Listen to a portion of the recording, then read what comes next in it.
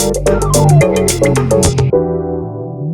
everyone, and welcome to our coverage of the Pro Chess League 2018. This is your host, Grandmaster Yasser Serwan, live from Hilversum, Holland, as we are going to root the Chessbrahs chess team on in the Pro League. This round, the teams will be playing other teams outside of their division. Aha! Finally, we have Eric Hansen, yes, who is playing against Evgeny Miroshnichenko. As I understand it, this is Miro, who's very famous for commentating himself. He does the comments for the Aegon chess event. So, for example, in Riyadh, Saudi Arabia, the World Blitz and Rapid Championship, Miro, as he likes to be called, was a commentator. And we have well, it's not really a perk. It's actually a Philidor. It's just a perk move order that gets us here. We're on move 7. Eric's just castled. And in combination with the move A4, I like this expansion very much. Bobby Fischer got crushed by Paul Benko by playing C6 and allowing white to play A5. So ever since that game, Benko-Fischer, I always felt it was imperative that black get in the move A7, A5 as a response to A2, A4. And black did play A5 very quickly. Rook E1. Our time controls are 10 minutes per player with a 2-second bonus increments for each move the players make. So after Rook E1, it's very simple what white is doing. White just wants to maintain the classical pawn center, the pawn duo on D4 and E4, and force black to do exactly what he's just done, which is to capture on D4. Now, knight takes D4 is, as they would say, automatic. White is looking at an opportunity of playing knight F5 and winning the two bishops. And it's about having more space and keeping black not only cramped, but I want to say denying squares for black's pieces. For example, if we were to see a move, instead of the move 9c6, if we had seen the move knight e5, bishop b3, the knight on e5 is very nicely played. White will shortly play the move f2, f4 and boot it away. So what white wants to do is simply control all of the effective squares that black might choose to put a piece on. So after the move c7, c6, move 9, black is actually just taking control of the d5 as well as b5 squares, but he's allowing white the move knight f5, which I think is a very good play for white. You just win the dark square bishop on e7, you put your bishop on f4, and you pound like hell on the d6 pawn.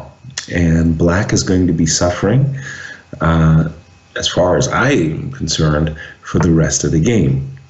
And he has played knight e5 as well. So Miro, in my view, has a very difficult position.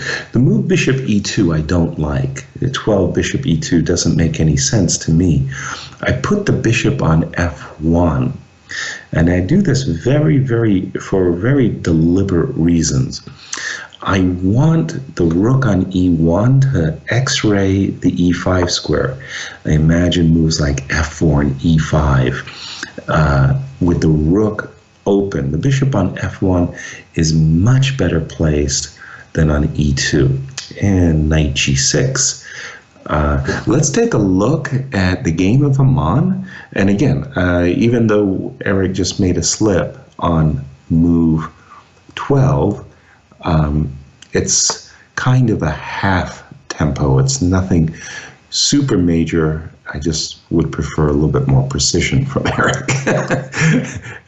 Okay, Aman is black, and we're at move 9. Castles was black's last move. It kind of has the features of the stone wall for black. The pawn is on f5. Intriguing. I can't say that I'm a great fan of the stone wall, but I can say that it's very, very underestimated. I don't think the stone wall is as bad as its reputation, but then again, it really couldn't be. Knight a5 by Amon. Okay, the queen went to a4. I'm not so sure why the queen went to a4. You got a stone wall position. You want to give up, you want to get rid of your light squared bishop as black. You play bishop d7, the guy takes on d7, you recapture with the knight in order to keep the knight on a5 protected, and you've achieved the highly desirable trade of your light square bishop for that knight on e5. The knight on e5, enough to scare the bejesus out of me, actually. I don't like knights sitting there on e5 like that. So I think white stands a little bit better. I still don't understand what the move queen a4 is all about. Let's go to board 3. And Raja versus Anton Smirnov. This looks like, let me just go through it quickly. This looks like a queen's gambit. Yes. Oh my. I used to play this stuff as black myself. And we've just reached move 18, knight e5. And move knight e5 has a very concrete idea. You want, as white, you want to create a minority attack, b4, b5. And you want to create a weakness on the c6 square. So the idea of knight e5 was that he wants to hit that weakness. The only problem is this move c5. After takes on c5, queen takes e5, takes on d6, queen takes d6. White is slightly better because of the isolated queen pawn, but in truth, it's not much of an advantage for our guy. Let's go to the game of Hudinovich versus Brandon Clark. And this one looks like a Steinitz, classical Steinitz, bishop e7. It's making a little bit of a comeback these days, the black, this line for black. I've dabbled with it myself. I must say I feel I'm a little bit on shaky ground when I play it as black, but I appreciate that it's not a big smackdown, very much in the Stonewall way, where it's not, just easy roadkill. F5 has just been played. Intriguing. That definitely does sharpen the position very much. Okay, obviously we have to be concerned about f6, so e takes f5 has just been played. Now rook takes b4, of course, runs into queen takes a3 check, so no 15 b4. Don't commit suicide by hanging the pawn on a3. White has two tempting choices, actually. Rook takes d5, attacks the knight, very nice, nothing sweeter than gaining a tempo for your development. But after b7, b6, there's still no b2, b4. Hence, the move knight takes d5 would get my nod, because knight takes d5 has a very nasty threat. Now b2, b4 can be played as the queen on e3, very importantly, guards the a3 pawn. And that really puts a damper. I was about to say, I don't see a better move than moving the knight. Knight c5, e4 has just been played. But this opens up the possibility of knight b6 forking the rook on a8 and the bishop on d7. And after 16, knight b6, bishop e6, knight takes a8, rook takes a8. I do say black has some compensation for the exchange, but it's doubtful, in my view, that it's enough. There are other very tempting moves as well for white. Knight f6 check is amongst them, followed by rook takes d7, knight e7 check, knight takes e7, rook takes d7. The same idea, you just kind of crashing through on the 7th. But right now, knight b6 looks like white is going to be material ahead. Let's jump back into the game of Eric, because I see a very big difference in times on the clock. 6 minutes 40 seconds for Eric, and just 4 minutes essentially for Miro. After we left it on 13, bishop f1. I'm just going to go to the game queen e5. Boy, that's a very aggressive posting. It's almost sort of like, come and play f4. Please play f4, Miro seems to be suggesting. I don't like f4. I like f3, just fortifying. Rook e8, bishop e3, very good. Complete your development. How can you go wrong? Bishop e6, queen d2. And finally, the move bishop d4 is now a very, very concrete threat, as that will wreck Black's kingside after bishop d4 takes f6. Black has to prevent that. He played d5, bishop d4, queen f4. Queen takes f4, knight takes f4, g3. I'm not exactly sure why Eric didn't capture on f6 and then play the move g3. Looks like he would be strategically winning had he done it in that move order. He played g3, knight 4, h5, and again, very, very, very big time advantage on the clock for Eric here at move 19. He's thinking about e5, knight d7, f4. Advantage for white, no doubts about it, because this knight on h5 looks really bad.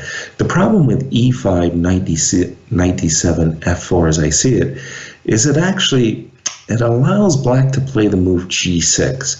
And on a very good day, black would then play knight to g7 to f5, and the worst would be behind him. So Eric just played a useful move. He played king f2. He allowed this trade of knights, and Eric is going to try to grind his 2-bishop advantage in an open position. For those of you who are students of Wilhelm Steinitz, I urge you to look at some of his very, very classical victories that feature the 2 bishops. Why did Eric play rook e5? The knight on d7, I think the knight is better placed on d7 than it is on f6. Eric played a strange move. Okay, still an advantage for Eric, but I think he has slipped. It's still nice, unless rook b3. If there's no there might be a tactical problem with 25 rook b3. The problem with 25 rook b3 might be b6, bishop takes b6, bishop takes c2.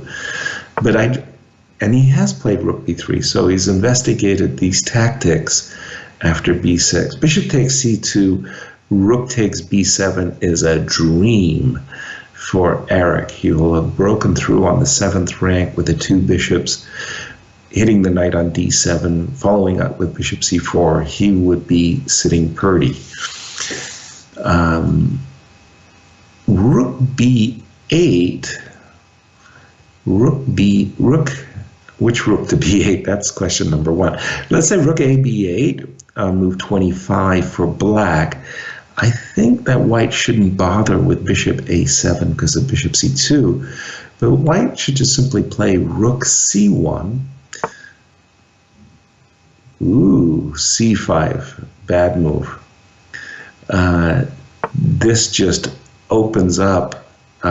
This is hideous for black because it opens up bishop b5. And I think that is going to spell doom once the bishop lands on b5. Everything will be wrong for black. So you start off with something like, I don't know, rook c1. Let's make it simple. And then you start eyeballing the idea of bishop b5, bishop f4, and black can give it a rest. So not a very good game by Miro, but nice technique thus far from Eric. Okay, let's go to the game of Aman. Ooh, I just got to Aman's game. He's down to, usually he's got 11 seconds on the clock, and I don't know where it all went wrong, but he played,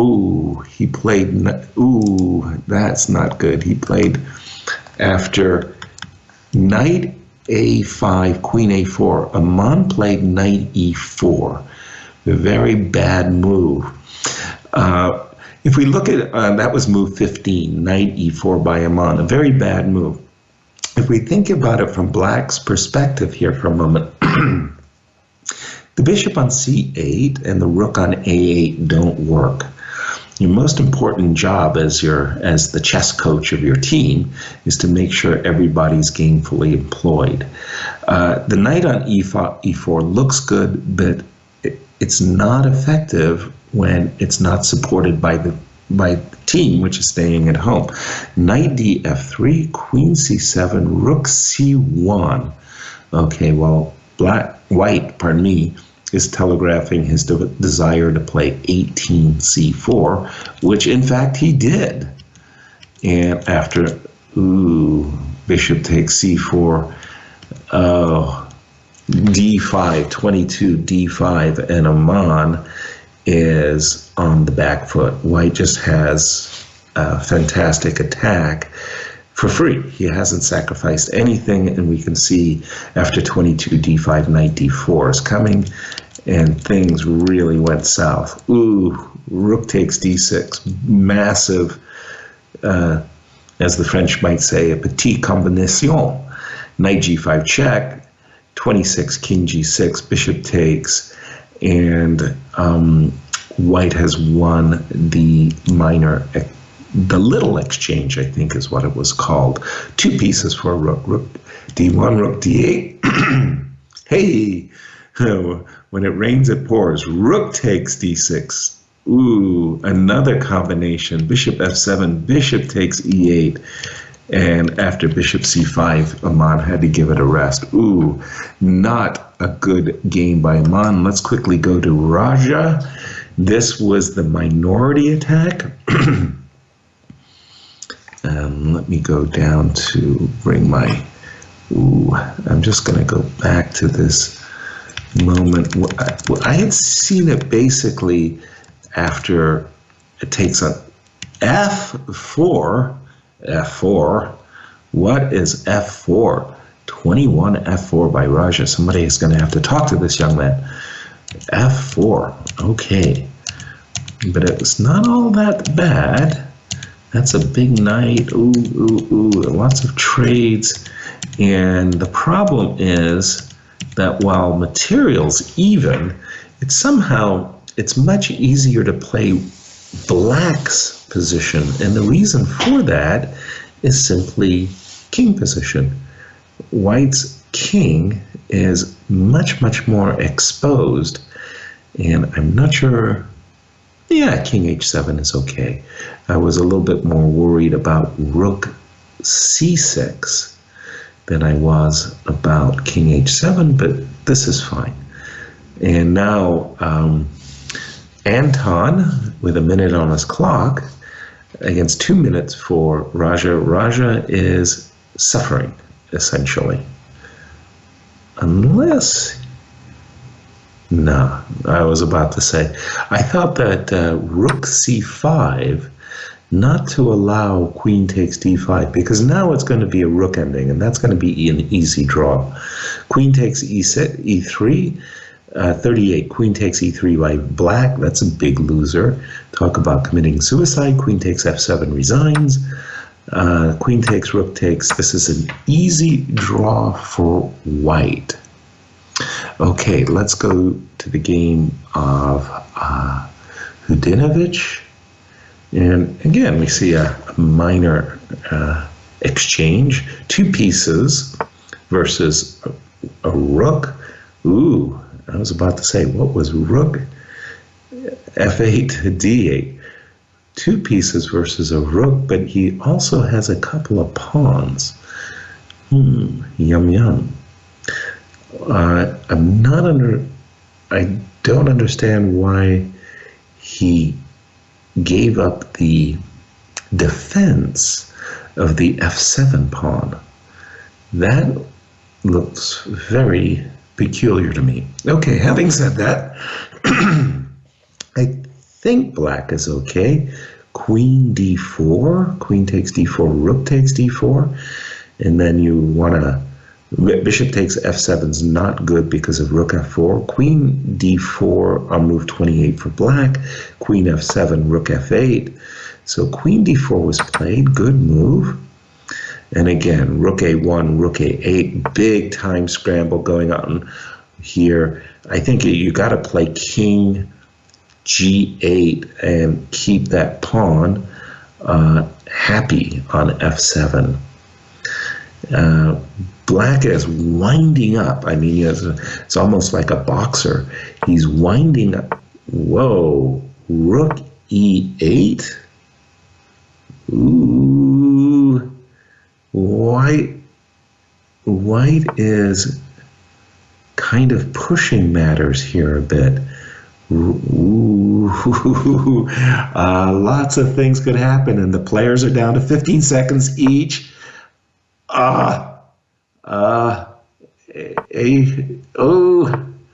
Rook c7. Okay, you got it.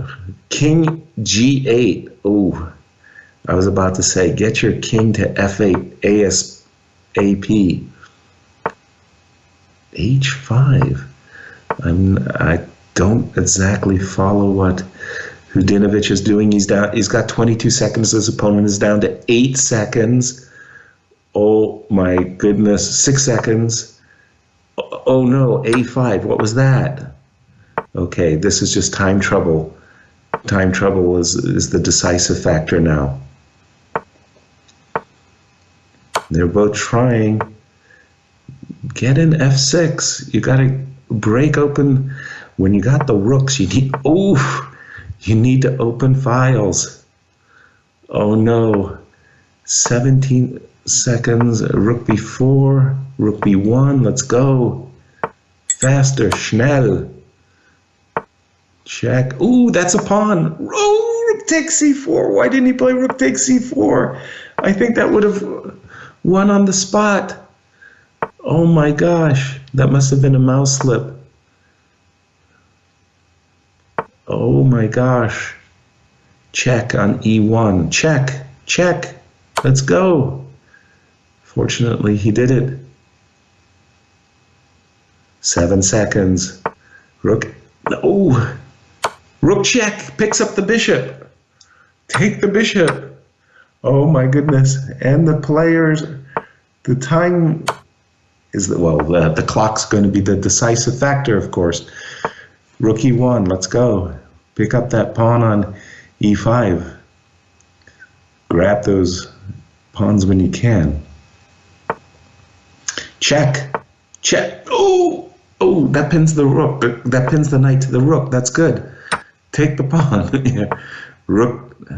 Oh. Rook d8. Yes. King e7. A little bit faster. Check. Check. On e5. Rook e5 check. Let's go. Oh my gosh. Time's a wasting. Yeah. King f6. Oh, rook check, rook b8 check. Yes. Okay. This game's in the bag. Let's quickly go over to the game of Eric Hansen. Eric Hansen won by resignation. Very good. We'll go back to the game of Hudinovic. We've just seen the move rook c5. This is easy now. And king to e7 to d7, and that's all she wrote. Black won. Very good. So Aman has lost. Hudinovic has won.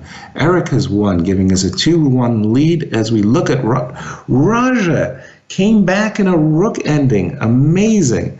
So we have a 3-1 result when I thought that we were slightly worse in Raja's game. Let me just take a look at how Eric handled his advantage.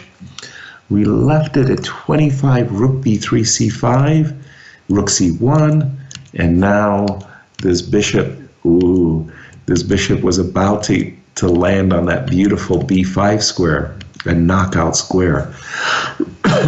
Move 33, f6 was played, h3, preparing the move f4, bishop f7, b3, not allowing the knight to jump to c4, and after f6, knight g6, okay, Miro basically went down. Knight g6 was very, very compliant, a lot of compliant moves here by Miro. And after 44, rook takes a5, bishop b6, rook b8, bishop a7, c4, sweet move. That is a real clanker. Bishop takes c4, bishop d7. So after 47, c4, bishop e4, bishop d7 anyway was played. And after check on e6, 50, c5, king e3. And we have just a very easy rook and bishop versus, whoa. Eric may not have played that very well. Whoa. After move 58, Miro was given a reprieve, and somehow, he ended up in a mating net.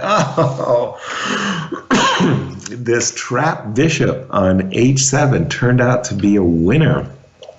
Wow. So a 3-1 result. Now that's the way, we like it. And let me just see how Raja turned that rook ending around, because my goodness, it was about, let's see, we had just seen queen takes rook, yes, queen takes d5 came on move 38. Now, essentially, only black can win, and he could only win theoretically because he's the one with the passed pawn, 4 versus 3. If you take the b7 pawn off the board, the game's a draw. But fortunately, the 4 is a very good 4. Even these double pawns are bad. And b5, I don't like that. I don't like what black did. After the move h4, he played the move 40 rook b1. This feels like a step in the wrong direction. I think for myself, I would have probably been more tempted to play h5, 40 h5, and after f4, essentially allow a draw. Well, I didn't see exactly how he won it, but he did, and Raja is playing against Felix, well, you tell me, Nojosa? I don't know if that 1200 rating is meaningful, but he's an IM. That is Hudinovic's opponent.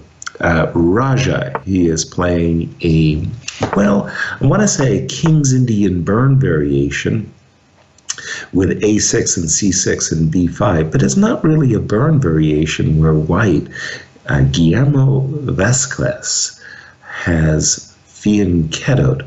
Of course, the move a6 has a single purpose, Not a bad one either. To play b7, b5, attack this pawn on c4. Essentially, you would love to play the move b5, coax white into capturing on b5. Then you get to play a6 takes b5. You rook on a8 is super, super happy. And you get control over the d5 square. White played 8, e4. Bishop g4 was played in a flash. And h3, bishop f3, knight fd7. Okay, well, we can see a little strategy unfolding here for Raja. Again, he wants... I was about to say he wants to play b5, and he should have played b5. Instead, he very quickly went c5, which makes me question. He wants to play a Benko gambit, giving up a pawn and the two bishops. I'm not a big fan of this position for black. I think, for example, after a very straightforward bishop f3 to e2, white should be for choice. Okay. Aman lost his spot. What was that? Oh, we have a change. Oh, no. Just a second. No, Aman's in there. Aman's playing. He's playing Vladimir, I want to say Belaus, but Belus? Hard to say how I should pronounce his last name. Apologies to Vladimir. Let me just go to the opening d4 and the London. But it's a very strange London because it very shortly became a perk defense with the bishop sitting on f4 against a perk defense. It looks a little bit awkward. Usually the bishop, the white's dark square bishop, is either on the e3 square or on the g5 square. Bishop on f4. Okay, a head scratcher to be sure. f3. I have no idea what f3 is. I think a lot of people would have been very, very quick to play bishop h6, but f3, b5, bishop d3, b4. What are the players doing? It's like, wait a minute, guys. In the opening, you're supposed to seek central control. Black is madly pushing his pawns on the queen side, and I'm confused. a5, and Aman decides, hey man, I'm going to play a3. I don't get it. Everybody, you're supposed to play move 9, bishop h6. If the guy takes, you take with the queen. Then you play e5, queen g7, and you mash your opponent badly. And if after 9, bishop h6, the guy castles, well, then you're supposed to play h4. And in the immortal words of Robert James Fisher, sack, sack, mate. a3 was Aman's choice. Takes, rook takes, castles, h4. Okay, I know these are blitz games, but I mean, you know, I'd really like to get into the mind of Aman. And when you play the move h4, just one question comes to my mind. Where are you going to put your king? White's king is not castling queenside. That's illegal according to the rules of FIDE. And after h4, it's very, very doubtful, call me a skeptic, but it's very doubtful that you're going kingside either. What the heck is h4? No idea.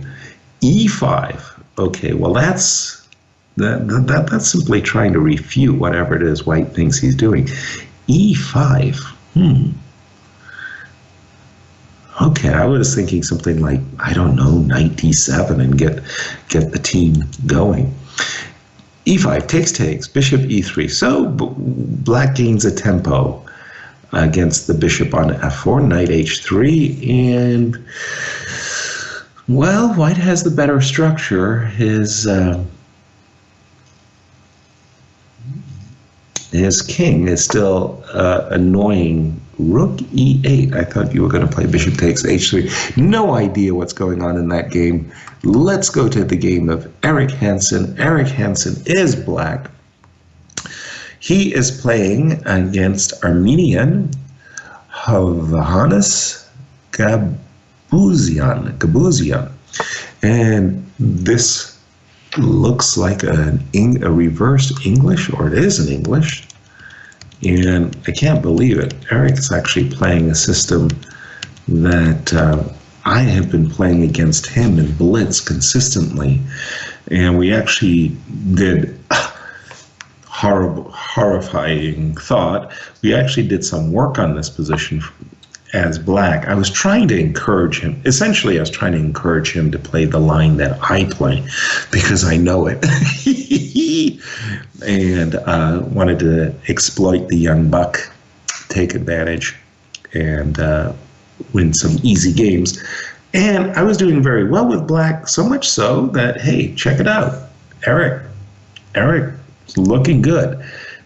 Knight e4, wasn't the knight just on e4? So we've seen 13 knight e4, we see 17 knight e4. The grandmaster from Armenia doesn't know whether he's coming or whether he's going. Knight e4 looks like a terrible move. So it has one clear threat, knight g5 check, because the bishop on e6 is hanging. So that threat is easily thwarted with the move knight f5, protecting the square g5 with the queen. And in case of g4, you can go knight h4. Or you could do what I wanted to do, which was step back with the bishop. Bishop e6 back to g8. d6, d5 is coming. Remember the idea of central control, everybody. But he has played the move queen d7, protecting the bishop. Queen e2, okay, white is seriously worse. b7, b6, protecting the c5 square, winding up for d6, d5. Big advantage for Eric. No ifs, ands, or buts. Let's go to the game of Raja and talk about central control. This looks like a nightmare. Pawns on c4, d5, e5, f4 for white. Black is missing an f7 pawn. But white is missing an h pawn. But this is horrifying. Black is completely strategically busted. No question about it. And I suspect f4, f5, move 28 may be a winning combination. I think a lot of people would just go bishop e6 and be very, very happy. But I think that there was something even better than bishop e6. I think bishop d7, get the rook to move, and then play something like f5. I think that would have won the game on the spot. Good luck, Raja. I hate your position.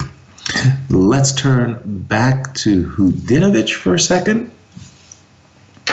Kind of a Maroczy Bine Sicilian type of situation, but it's not that bad for black. He's got some control over the d4 square, and I like white's position a lot.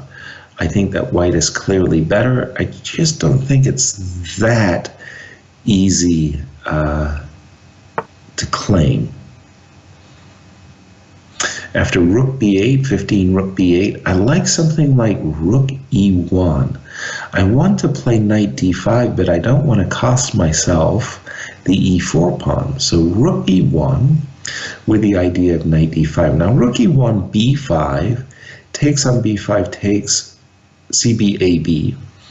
And then I would be tempted to play a move like b3, b4 to give that knight on c5, which I consider a good knight, the boot. So I like rook e1, and I like Hudinovich's position. Both players have 5 minutes. They're looking good. Back to the game of Aman. I almost want to hide my head somewhere. Aman's got it in his head that Black's position, Black's king side sucks. So he has to kill it with h5, g4. And it's sort of like, if you look at Black's king side position, you say, well, why is the king side so bad? And whose position are you ruining on the king side? Black's king? Or? I think the jury's out. I'm not a big fan of what White's king is doing. Now, having said that, Aman's not down any material. And maybe if he could play moves like queen c3, attacking the knight on c5, trying to force knight takes d3, knight takes d3, he'll have his own play against the e5 pawn. I'm not a fan, but he's not dead. Okay, let's go to Eric Hansen again. When we left it, we saw the move b7, b6. After b6, we've seen knight c3, and Eric has gone into the tank, a deep, deep think, and I don't know why he is hesitating so much. I think everybody and his brother likes the move d6, d5, on move 19 for Black. After trade, Eric is probably looking at d4 for White and mulling over the position after d5, cd, d4, e4, knight e4, which of course is good for Black. But one thing that everybody should know, or should be warned, before you break, before you go on the attack, make sure everybody's been invited to the party.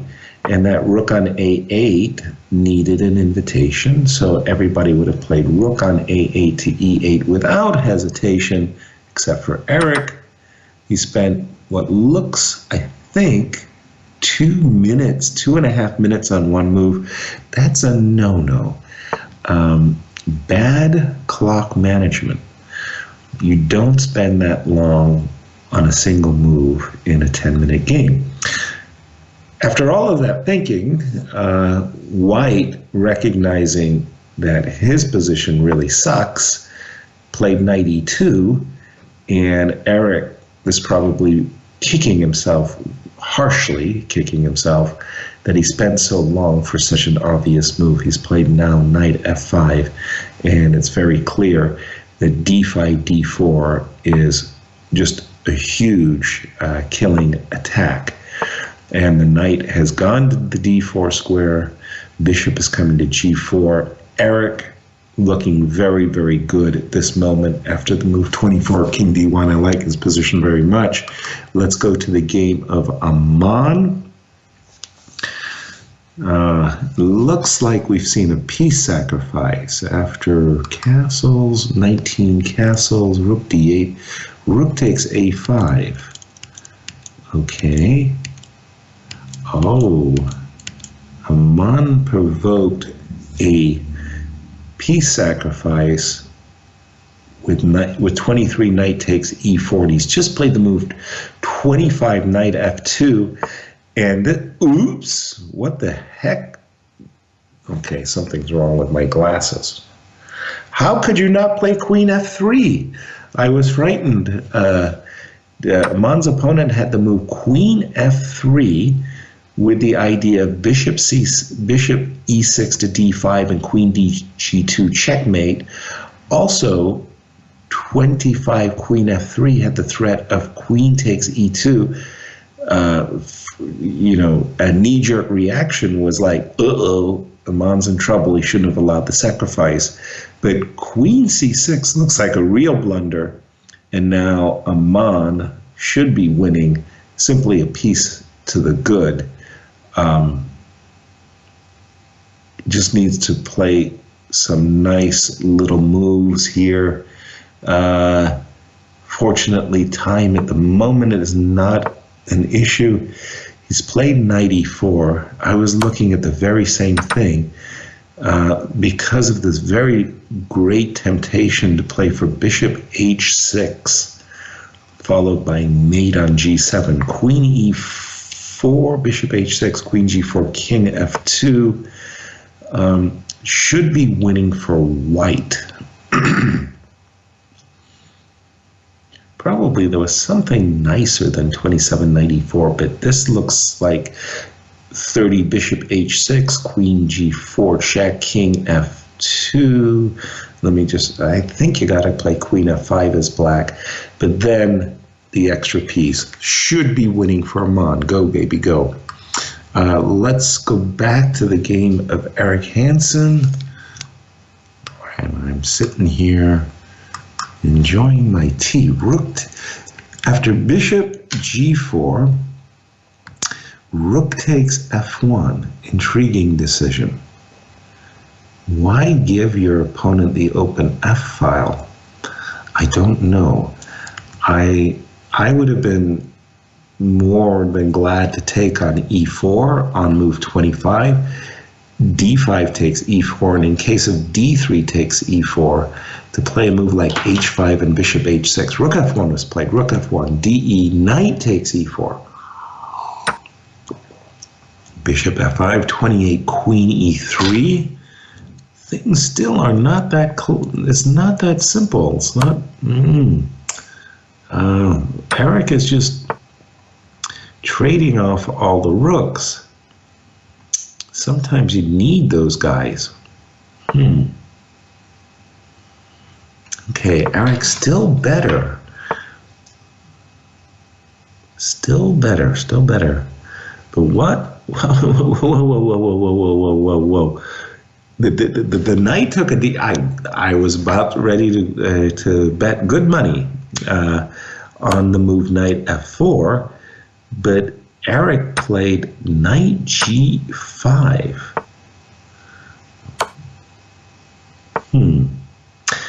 E4 automatic. E5, E4 on move 36. Why is Eric taking? No, Eric's down to 16 seconds. Jeez Louise, why is he taking so long?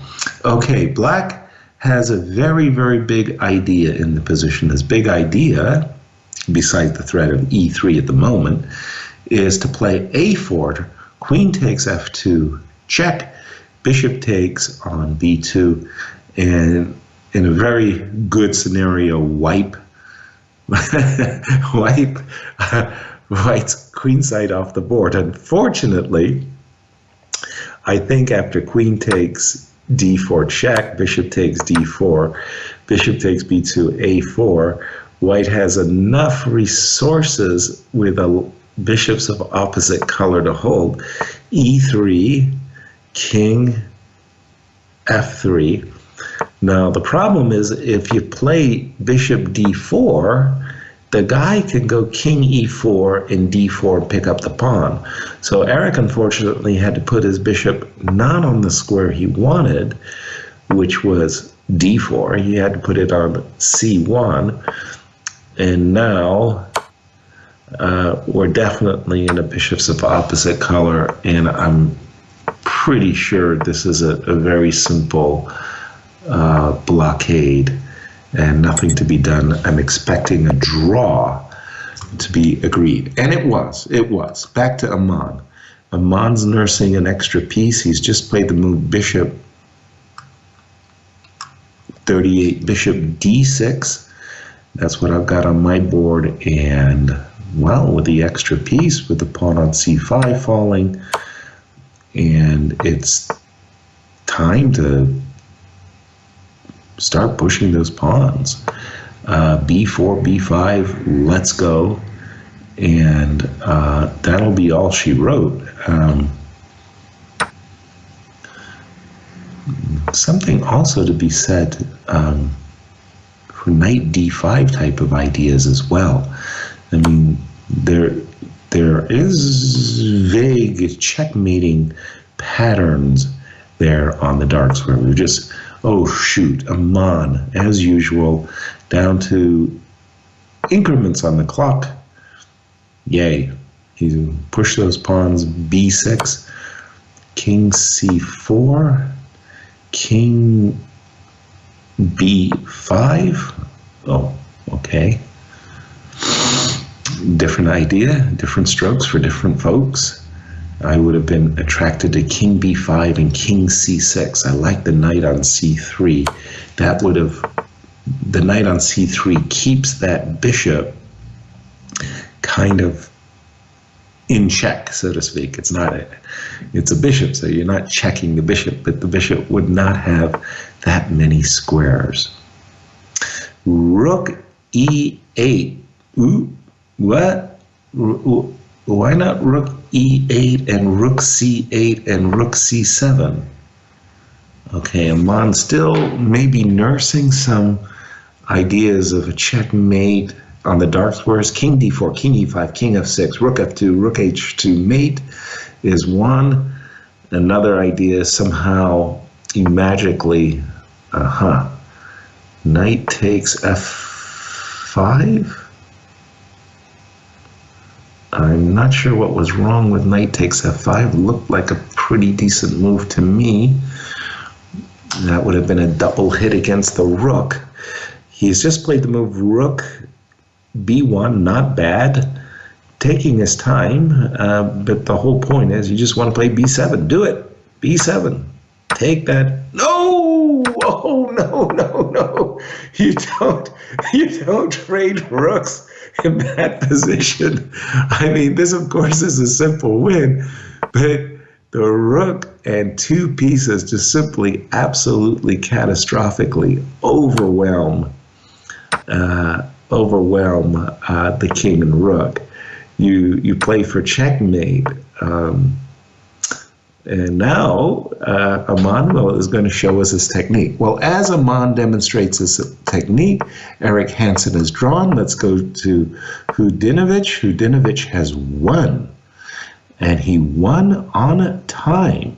Okay, very good. And Raja, white won. Well, that was terrible. So we currently have 1-1 in terms of victories. Eric is drawn, and Amon is showing us his technique. What you do is you must drive the defending king into the corner, the color of your bishop. And that means in this position that Amon has to checkmate his opponent on h8, a dark square. And he's just done that. Bravo, Amon. So another win. We scored 3-1 in the first match and 2.5, 1.5 here in the second match. Woohoo! On a roll. And the games have started, but now I've got to follow Hudinovic and follow, oh boy, as we got set up for the show, I had it all nicely done. KNSB, is that right? Unable, KVMB? Ooh, I'll have to ask the folks in Montreal to tell me who I have to follow. Let me just check. Let me see. Oh, I've got it. This is great. One of these days, I'm going to learn to stream. Threats. Follow. And I've got 3 games up there. Very good. This is all very good. And finally, I've got to follow Raja.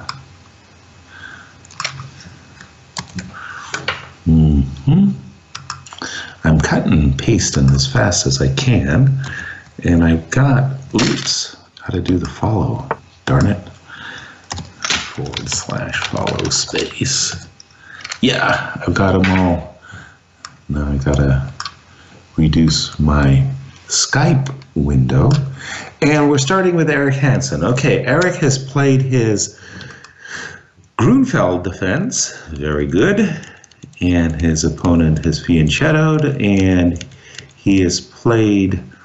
I played this on the white side once against Gregory Kaidanov in a U.S. championship, I believe. Boy, I really have to go in one of these days, go through my books and score sheets and look at... I had a very nice game with Gregory. I don't think I played Rookie 1, though. I think I was trying to get my knight to e5. So knight c4, knight e5, and I mashed him.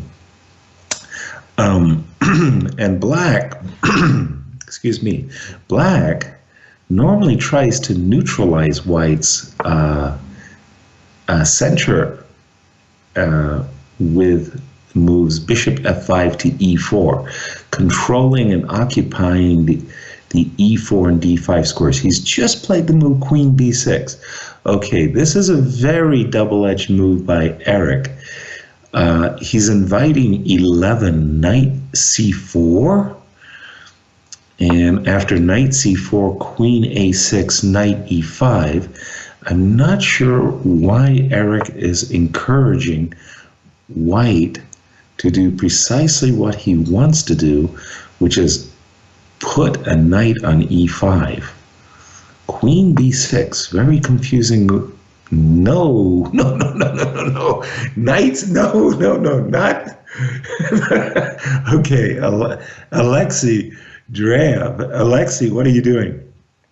I played Alexei a lot of times, but knight c4 to e5, normally the bishop on g2, it really wants to get into the game, and normally you play knight on f3 to e5.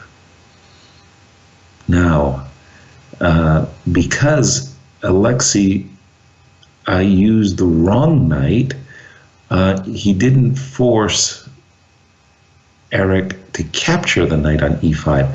So he gave Eric this move rook d8, which Eric played. Now, e2, e3. Okay, well, obviously white wants to play bishop f1, pardon me. After 13 e3, he's setting up bishop f1 to c4, but then you think to yourself, but the bishop's really good on g2, and why not capture the knight on c6, force Eric, the guy, to capture with the pawn, and then put the knight on e5 and the bishop on g2 is laughing. Bishop e6, a very typical Grunfeld move. You want to put the bishop on d5.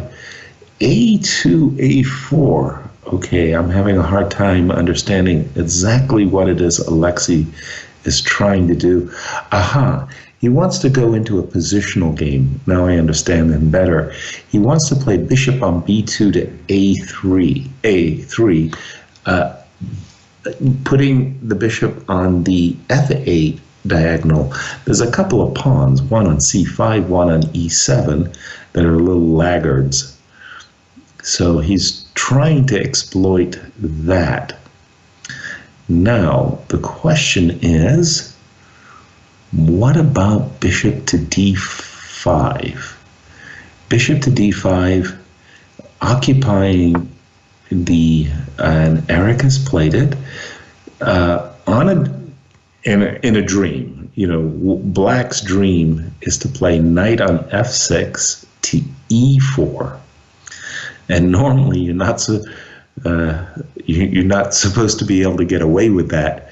But if black could play knight e4 or knight takes e5, there's an accident waiting to happen with the rook on d8.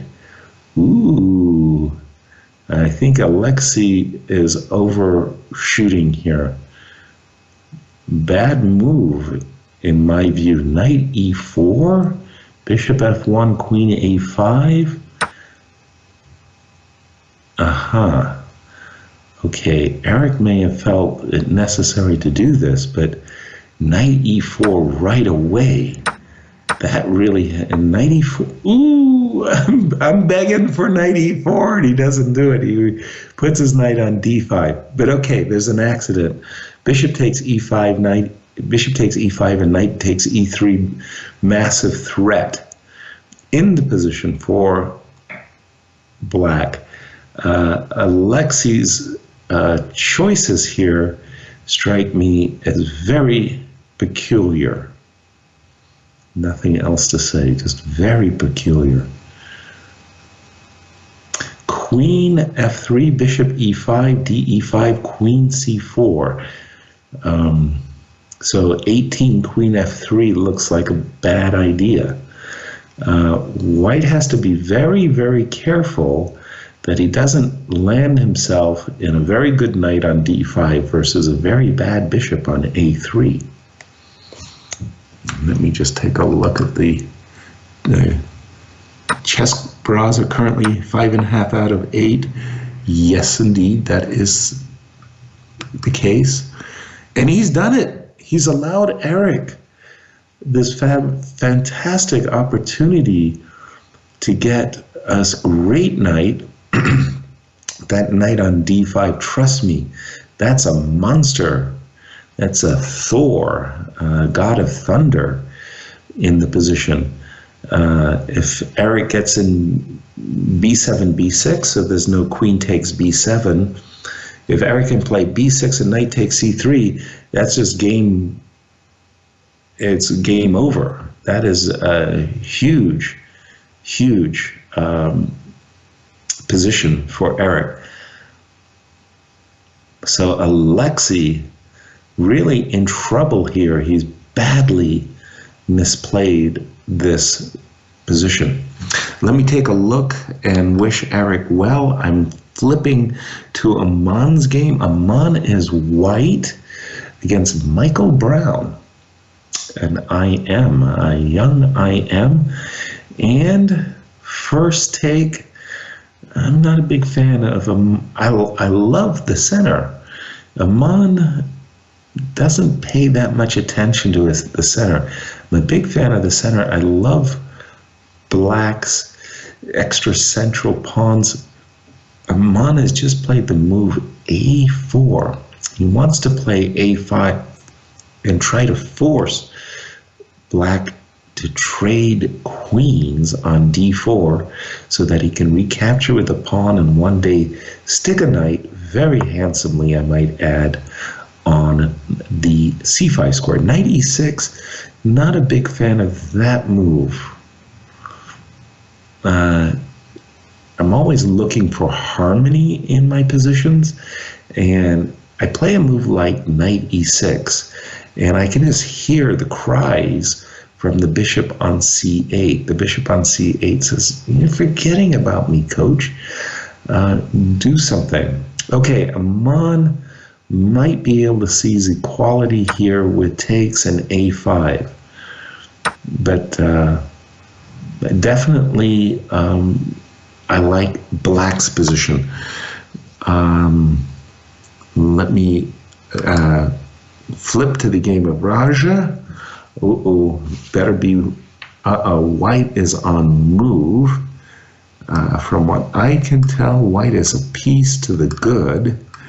This is not good. Bishop d4, and well, white should just simply be winning this. What's the body count? 3 pawns? Well, you can count the pawn on f7 as well, so that's 4. 2, 4, 5. Ugh. No, this is just lost. John Bryant. Of course, black's threat had been to play queen takes g3 on move 26. Knight e4 protected the bishop. Was a little bit more concerned about the move knight e2, to be frank, which would have defended the bishop on g3, as well as attacking the bishop on d4. Raja is looking for tricks. let's go to the game of Hudinovich. And I am on move 19. Rook A1 was the last move. My knee-jerk thought is that black is doing just fine. Joshua Sheng with the black pieces. There's a move hanging over white's position, and that move is c5, c4. That could really end up burying the bishop on b3. The bishop on b3 may not be able to find a good square. So he's played the move queen c8 with the threat of c5, c4.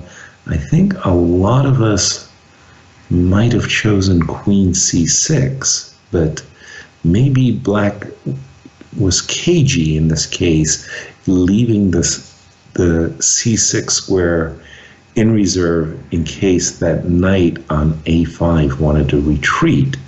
And if white played, for example, c3, c4 on move 20, you could play b4 and then the knight would come back to c6.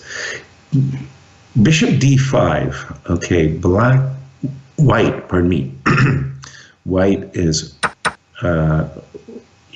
wanted to avoid c5, c4, and he's played bishop to d5, which might not have been available if the queen had been on c6. Okay, f5. Very good moves here by Joshua Sheng. I'm impressed. I think that black has a very significant advantage indeed, and Hudinovich is up against it. Knight b7, seeking to play knight d8 to f7. I like black's position. Let's jump back to the game of Eric Hansen against Alexei Dreyev. Alexei has seized the defensive. He's in full bunker mode and has dropped his bishop. Okay, when we left it, it was move 19, bishop b2, rook d7, very good, Eric, very good, Eric, b5, very good, a takes b6, knight takes b6. Okay, I was talking about the knight on d5 as being a thunder god, a Thor. I cannot understand why Eric would voluntarily give it up, except for this reason. He saw that he could play rook d2, and he's eyeballing an opportunity of rook a2, followed by rook on d8 to d2, and doubling up against the f2 pawn on the second rank. That would be huge. Has he given his opponent this trick with e5, e6? The normal response would be f6. In this case, Eric sees an opportunity of playing rook f8, so he's recaptured with the pawn. fe6 still looks great for Eric. I have the impression that Alexei is in very, very serious crisis here. Ooh, I was about to say, don't play queen f4 because of the move rook f8. Rook f8 is splat. Game over. Rook f8. Queen takes c4. The Zwischenzug. Rook takes f2 check. And white can resign. Queen f4 was horrific. Not that white's game was any great shakes, but queen f4 really just a catastrophic blunder. Rook f8 wins the game. So let's turn to Aman. When I left it, I said I like black's position. That assessment has not changed. White's in deep trouble here. He's got this passed a pawn, and I agree. that the passed a pawn can be a potential concern, but far more importantly is white's king, and white's king is in a world of hurt because it stands in front of this pawn avalanche, which is about to descend. c5, c4, massive threat, driving the bishop back. D, followed by d4 check, and white's king could end up taking a walk to a dead end. Having said that, maybe it's time to consider a move like bishop b5 so that the bishop doesn't get trapped behind the pawns. This looks very ugly. Aman could also potentially play a5 and gamble. He went for the gamble. Don't like it. c5, c4 looks really, really good for black. Ooh, I have to hide my eyes. Let's go back over to the game of Hudinovich. And, well, he's holding on. I didn't think that, no, he's losing the pawn on c2, sort of like hip bone connected to the thigh bone, thigh bone connected to the calf bone. And, we talk about a nibbling, gnawing, I should say, on the base of the pawn. And if you look at white's pawn chain, c2, d3, c4, d5, it's almost like a ladder, and you just take one and you take another, and eat. White cannot afford to trade queens, but having said that, this b4 pawn looks like a menacing.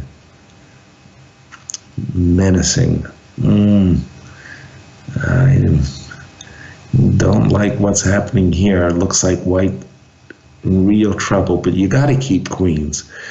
Queen e3 runs into queen e2. I was about to say bishop d2 just runs into queen takes d3. It's looking very, very ugly here. Ooh, has Eric won yet? Yes, Eric won. Well done, Eric. Bravo. Back to Hudinovich. I'm expecting queen takes d3, knight e3. What else? Bishop c2, protecting the pawn on f5. Not giving anything. And that looks really, really bad. Aman. Ooh, Aman. Well, let's see. Can he survive? This looks really, really bad. I'm a little bit worried about a move like g5 with the idea of c3 check and bishop g6 and, keep that beautiful, center going. He's played rook a6. A curious move to be sure. He wants to play rook a8. So rook a4 looks like it's box. Rook a4. What was rook a6 all about? I must say I'm not sure that I follow. c3 check, king c1. Now, the rook on a6. Whoa, Aman. I guess he doesn't see the checkmate. So he went for king d3. I thought king c1 was forced, and I didn't know what was going on there. After king c1, black is threatening rook d1, hitting the pawn on d4, hitting the rook on a6, maybe playing a6, but this move, bishop e8, is a stunner. Big threat in the position, bishop b5 check. Winning the bishop on e2. Aman did not see that move. A massive oversight. Ooh, what? Oh my. Um, Maybe rook takes d4. Uh-oh. Oh my gosh. Uh, the game is completely turned. I think I blundered and missed rook takes d4. I just saw bishop b5 check. I must confess, I saw bishop b5 check. Thought it was winning a piece, and not realizing that rook d4, the pawn on d4 was hanging, and now Aman is in the simplest of winning rook endings, and he has played the move rook c1. Oh, ooh, oh, he is, he's really, oh, he spoiled it. He spoiled it terribly by not just defending his f2 pawn with his rook. Oh no. And I fear that Black's king is just in time to cross the Rubicon there, and he has. And this is a draw after f5, and you get this Philidor position, rook check, and f5, and you've got the Philidor position. Ah. Oh. It's terrible. Easy draw. I think Aman let that, I think he just let his opponent off the hook, and a draw agreed. Let's go back to the game. Oh my gosh, this game of Hudinovich is just, it's never stopped. And he's in there with a shout. Oh, I was about to say he's in there with a shout when suddenly f8 equals queen came on the board, and the knight is coming to e6, and the pawn on f4 is eaten. Hudinovich goes down. Let's go to the game of Raja that is still ongoing. Oops. Bryant won. Ooh. So we've had a loss by Raja, a draw by Aman, a win by Eric, but a loss by Hudinovich. We go down 2.5, 1.5. And I really think that Aman had a very easy win in this rook ending. He just, let me go back to that position. The position was, oops, I hit the wrong key. The position, in my opinion, was really, really easy on move 34. Rook takes a5, and Aman should simply have won. He played the move 35, rook c1, which I don't really understand. I like the idea of rooks belong behind passed pawns and all that good rot, but passed pawns need to be pushed. King b4, move 35, followed by c4. You go king b4, you put your rook on, say, d1, you play c4, and you just push the pawn home. Rook c1 was okay, everything's fine right up to the move g5, and I would never have played f takes g5. That was a definite step in the wrong direction.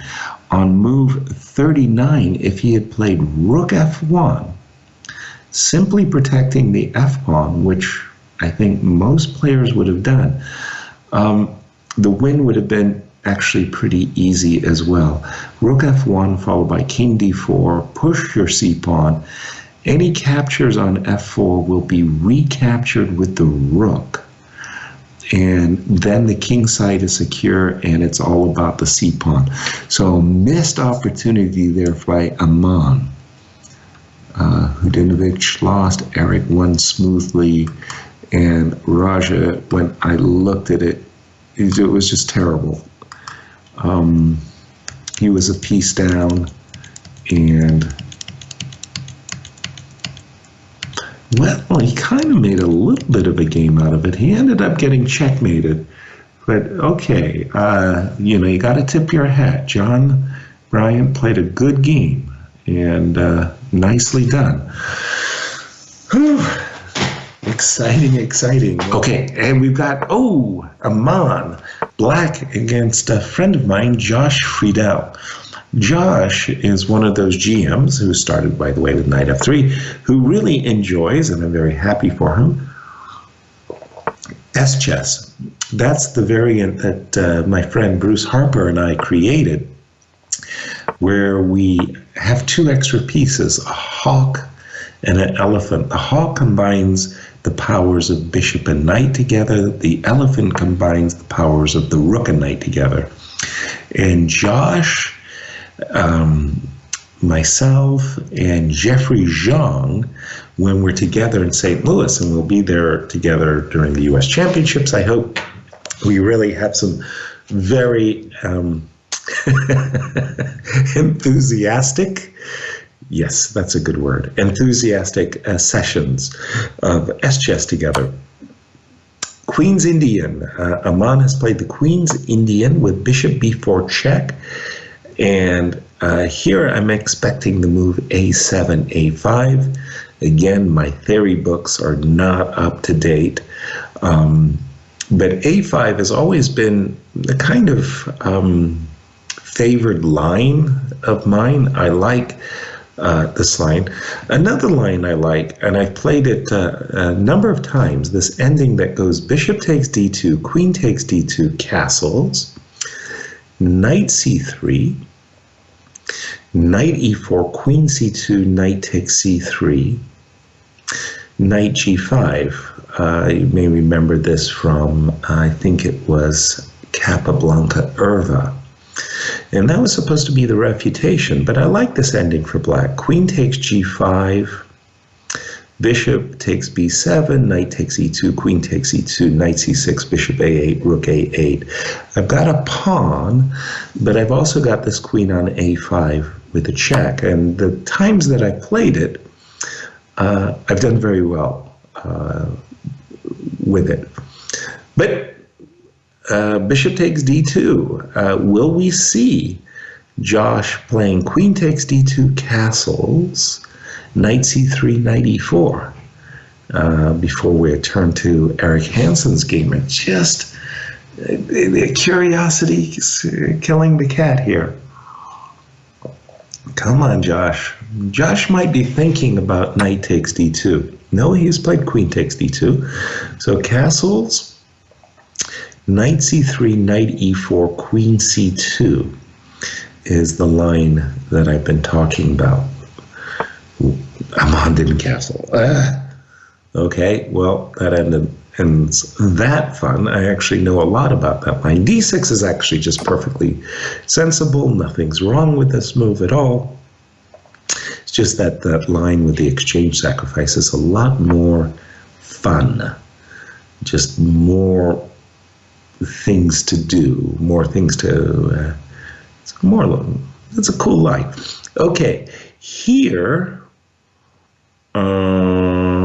you always have to look at a move like d5, 9, d4, d5 by Josh. If you take with the pawn, then that Polygaevsky sacrifice variation with knight h4 is something that you should know. Besides that, of course, knight c3 is very, very standard. And let's go to the game of Eric Hansen versus Lanier. And we have something very funny. Eric, after knight takes e4, didn't play everybody's standard d2, d4. He played queen e2, hoping to take advantage, hoping to surprise, I should say, his opponent with something a little bit offbeat. One of the problems, and I was just mentioning why I'm not on the Chessbrahs team, or for that matter, Seattle Sluggers, home team Seattle, is Lanier is really a fantastic opening theoretician. You just gotta tip your hat and say, this guy knows his stuff. And he works really, really, really hard. And it looks to me like Lanier, Queen E2, all part of the repertoire, knows it very well, played Knight G5 very, very quickly. And look at this, 5 minutes down on time is Eric Hansen after 5 moves. I'm like, ugh. Again, I was criticizing Eric, I think, for spending 2.5 minutes on one move. 4 minutes and 22 seconds he has spent on move 6. And that is just egregious. And after bishop e7 castles, black is absolutely fine. His slight, and I'm going to say very slight, pawn structure, doubled c-pawns, is more than made up for by the 2 bishops. And after bishop f6, frankly, I have a slight prejudice for black's position. I think that black is doing very well. Different approach by Lanier. Lanier is saying, look, my knight on e6 is terrific. It's blocking the e file so that you're getting no fun. I'm going to leave the knight on e6, and I'm going to play b6, c5, put my bishop on the long diagonal, and then plant my knight one day on the d4 square. Eric, recognizing that his knight on c3 simply has no future on the c3 square, he can't go to d5, b5, and bishop f6 is always lurking, has played the move knight e4, trying to reposition his knight to a better square, and also taking some of the sting out of bishop f6. Now, the problem with the knight coming to e4 is there's a bit of a traffic jam in white's position. Rook e8, pardon me. I was already getting a little bit antsy about the move f7, f5, because the knight would have had to move again. The e4 would have to probably drop back to g3. And then there was this move bishop f6, and I was getting a little bit worried that Eric's pieces were going to get kicked around. But fortunately for Eric, rook e8 means no f5. And he has just played the move bishop c3. And things are slightly worse for Eric. I don't like Eric's position. I like the 2 bishops. It's pretty easy for black to play. Again, for some strange reason, I was looking at f7, f6 there, just wanting to boot that queen. But this is very, very nice for black. He's going to go queen d5. He's going to put his rook on d8. All of his pieces are beautifully centralized. He doesn't have any problems. Queen g3. Okay. But after queen g3, you're allowing knight on e6 to d4. And there better be some kind of tactic, because otherwise black is just grabbing more space, and if the knight on d4 is captured, then the pawns are undoubled, and there's just simply no compensation for the 2 bishops.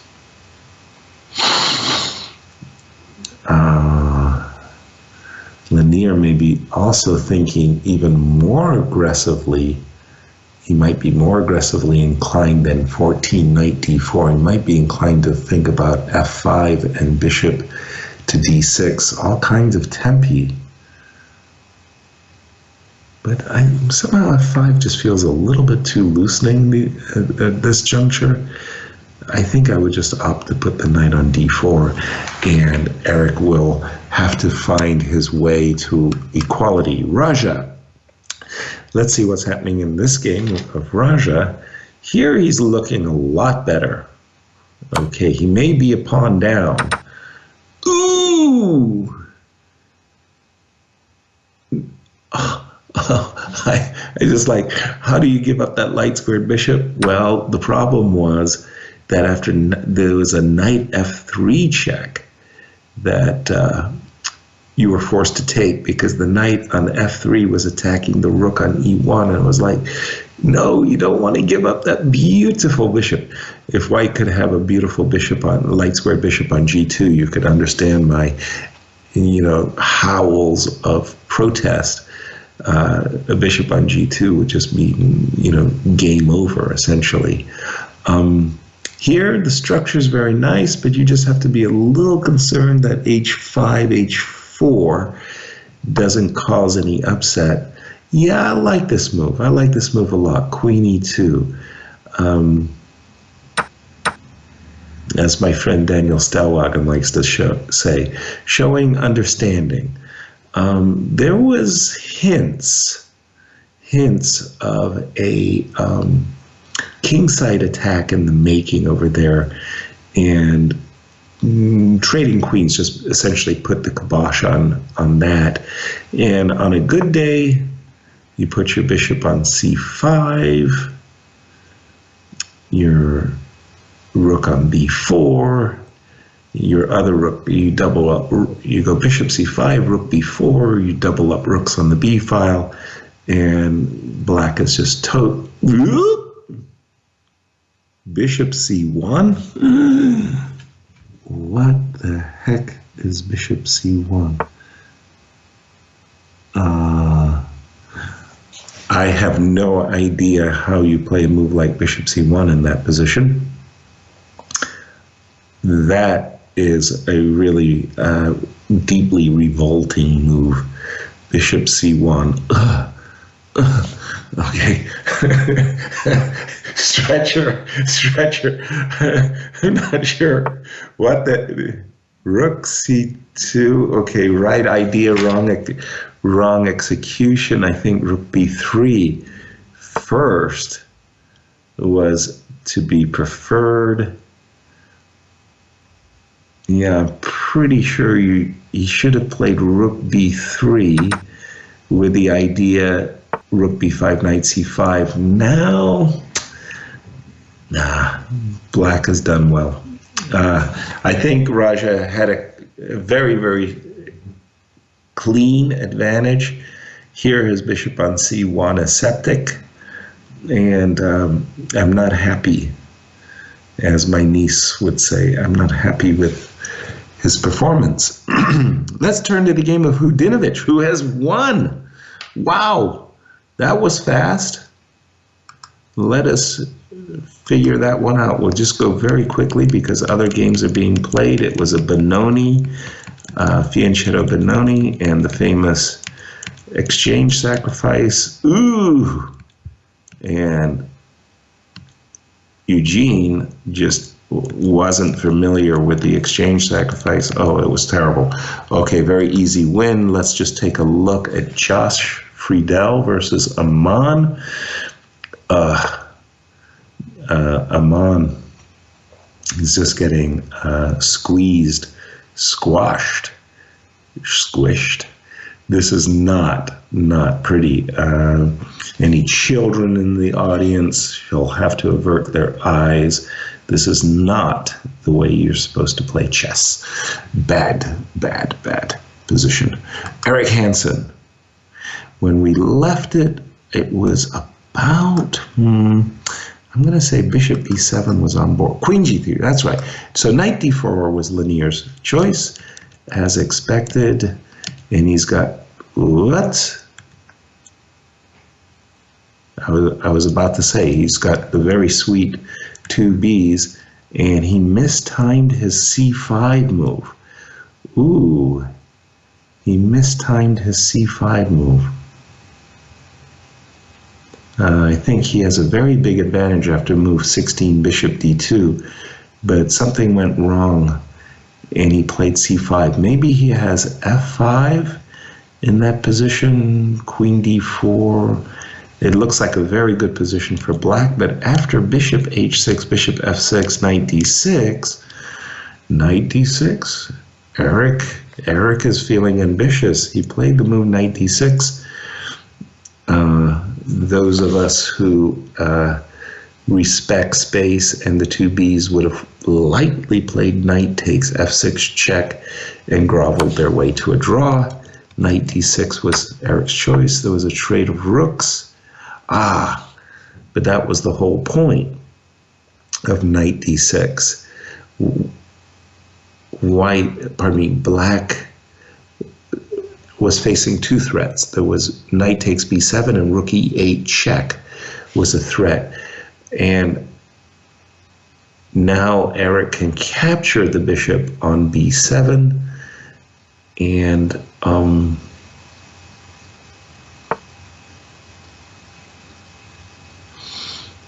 work his way to an advantage. h2, h4. Eric is he's playing with fire here a bit. The question is, after move bishop d5, I guess knight e4, no harm, no foul. White still has an initiative. So h4, okay, it's quite okay. I thought Eric was going to capture on e7 and on b7, pardon me, and then maybe play a move like, I don't know, queen d6. He would be slightly better thanks to his control of the open e-file. So now after bishop d5, bishop g5, Eric is still playing with fire. He's got to be certain that he doesn't get worse by ending up in a position where his knight on d6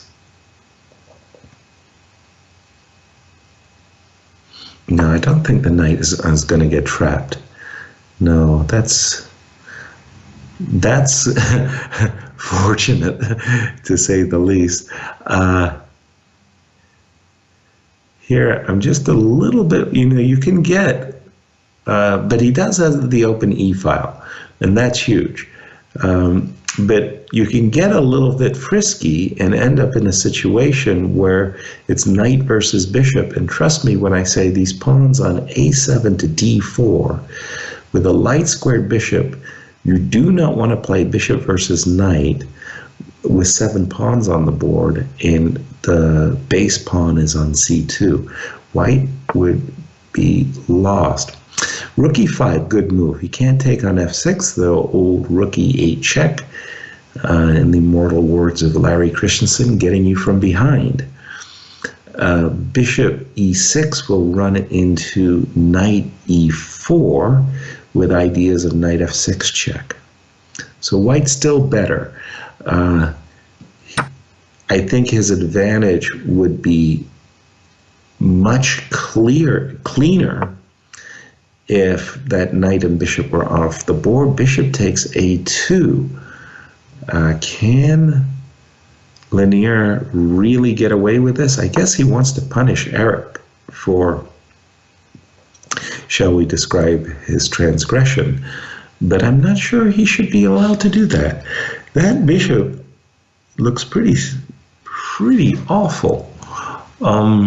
Let's see. This is a very, very key game indeed.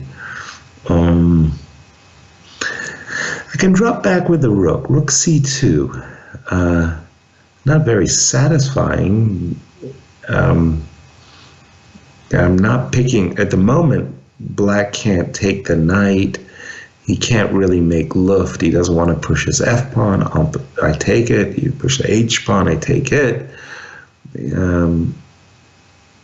The rook and time is a factor. 1 minute, 30 seconds. Knight e4, obvious threat of knight f6. Queen h4, very quickly played. What does Eric have in mind? No idea. There must be some trick maybe associated with g6. Yeah, that's got to be it. Eric may be eyeballing an opportunity for g6, and after f takes g6, rook e7, with the idea of knight f6 and a mate on h7. But Lanier has just dropped rook e8 on the board, trying to trade off rooks, and queen h3. This is going to be a time scramble. Queen c6. Okay. Queen c6. That looks like a strange move. I don't get that move. But okay, queen c6, just getting knight. Yeah. There are tricks in the position. Eric is scrambling for compensation. He may have it. Rook takes e5, knight f7, king g8, knight e5, queen e8, attacking the knight. Pawn on c2 is hanging. Have to mention that one. Now, is Lanier feeling that he can just play rook f8 and thumb his nose? Yes, he is. Yes, he is. I was a bit afraid about rook f8 for Eric. Now again, the knight on d6 is hanging. g6. In for a penny, in for the entire enchilada. He's taken on g6. What have you got? Well, I've got queen e6, says Eric. You bet. Now knight f7 is a huge threat. Uh-oh. I think queen c7, knight f7, king g8. I don't know. It might be just a perpetual. Is there more than a perpet? Knight f7, king g8, box.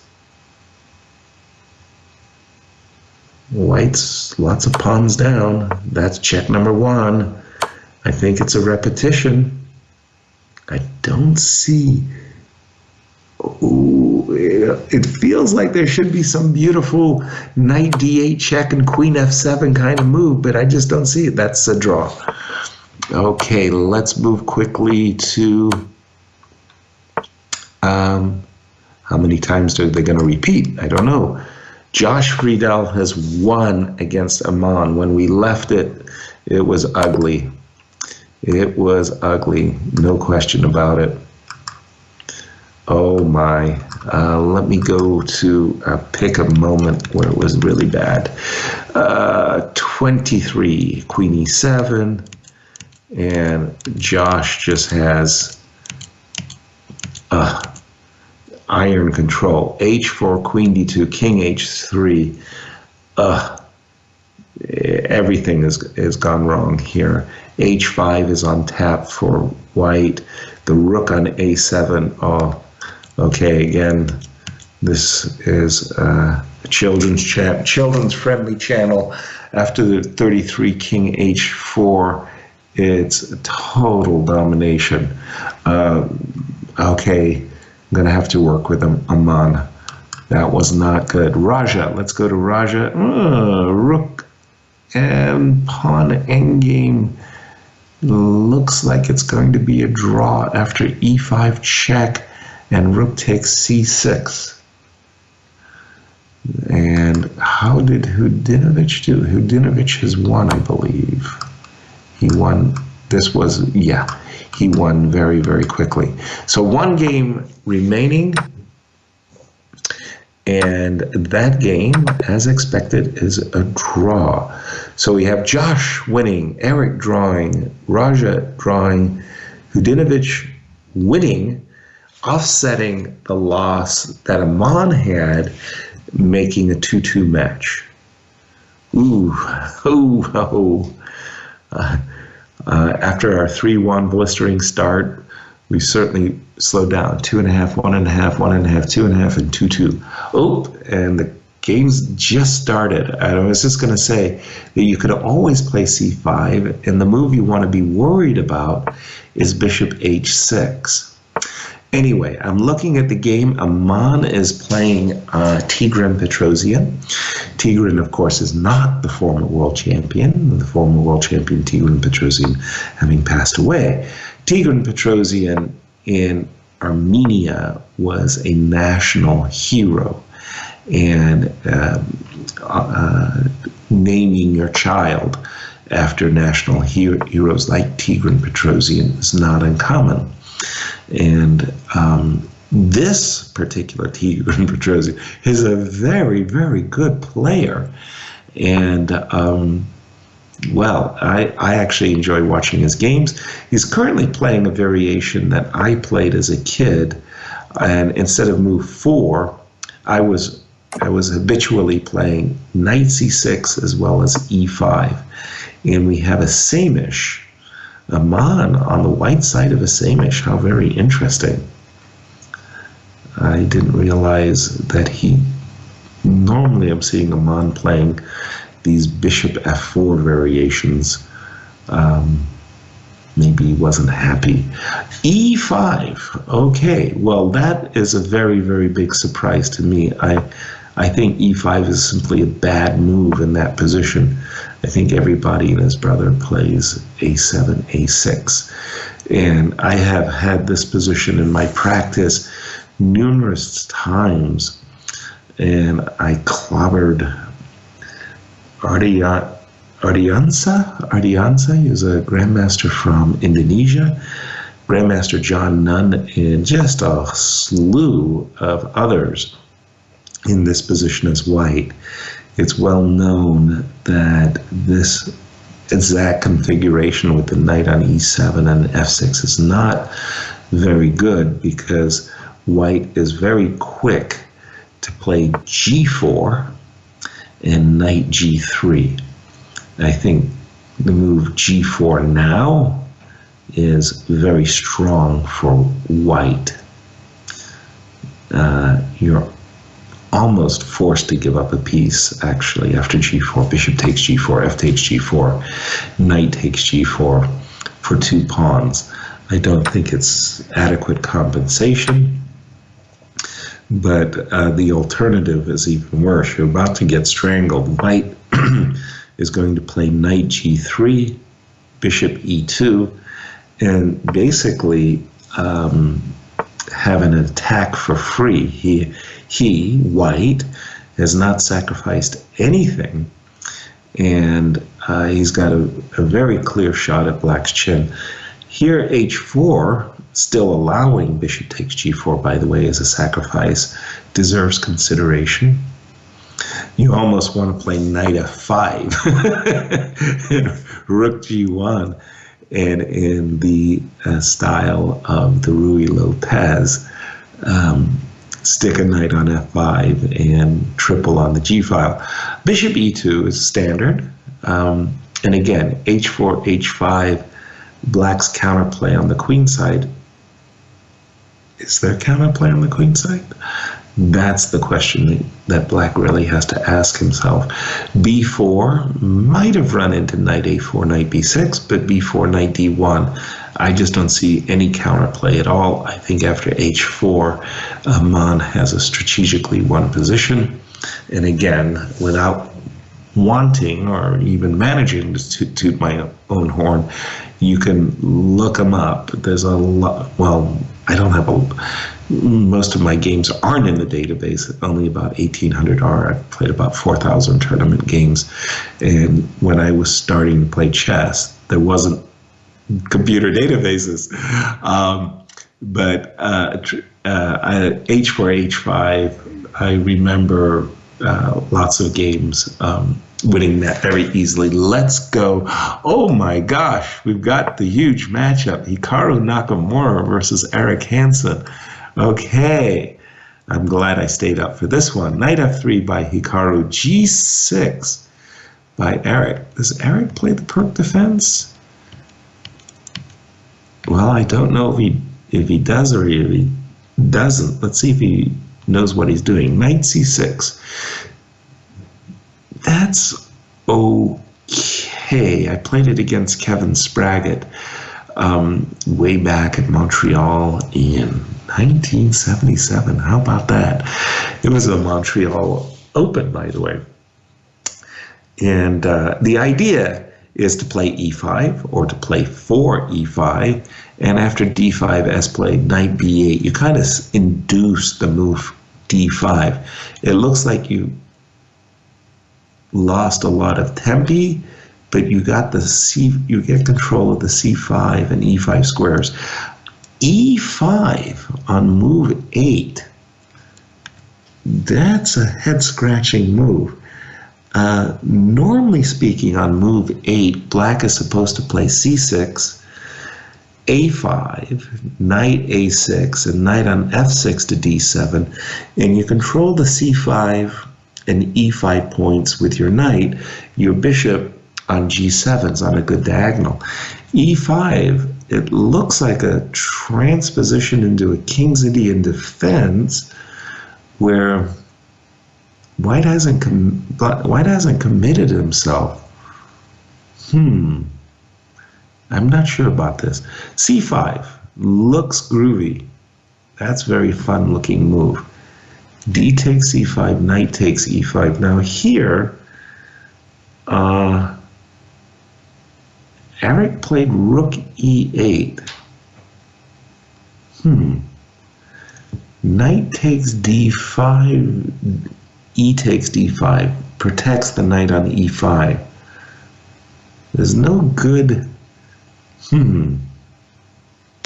there's no good ways of knight takes e4, rook takes e4, queen takes d5, queen e2 looks good for white. Okay, so Eric played rook e8.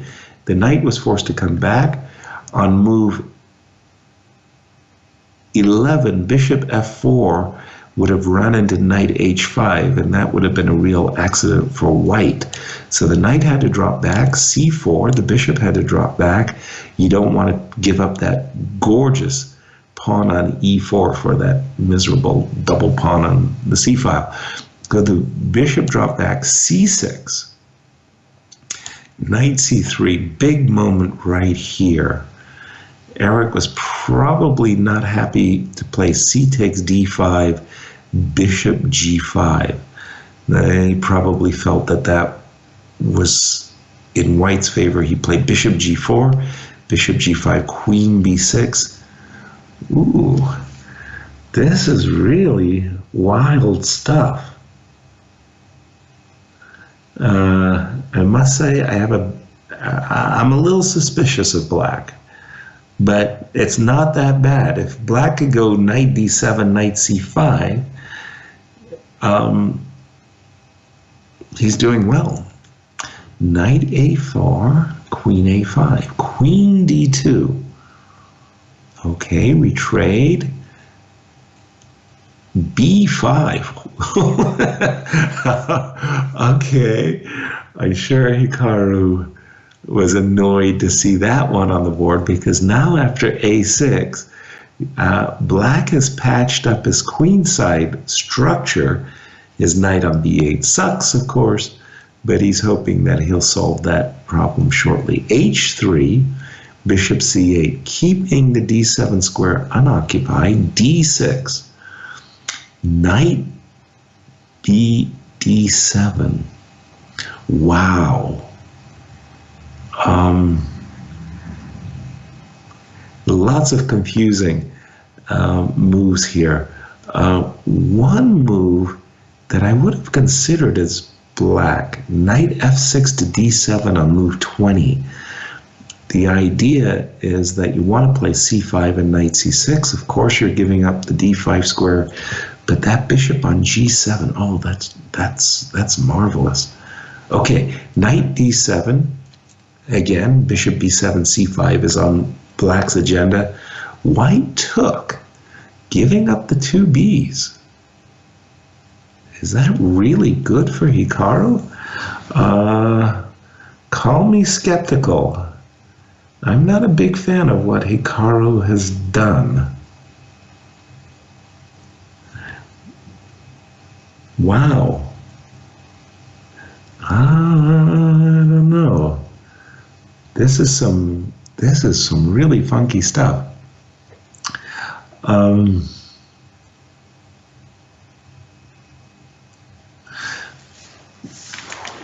Well, okay. I think I want to start with bishop d4 check. Let's assume, I don't know, king h2, bishop b7. So bishop b, oh, he did play bishop d4 check, by the way. I sometimes I'm thinking I'm making an analysis move or something on my board. Okay, king h2, then bishop b7 with the idea to play c5. Now the other thing that I really have to think about is c5 immediately. So I want to sucker my opponent into going c5, knight d5, bishop b7, knight c7. This is the move I want to see because I want to sacrifice the exchange and play bishop takes b2. And I'm thinking, you know, there's going to be this avalanche of black pawns just like cruising up the board. It's just like it would be crushing. But I would probably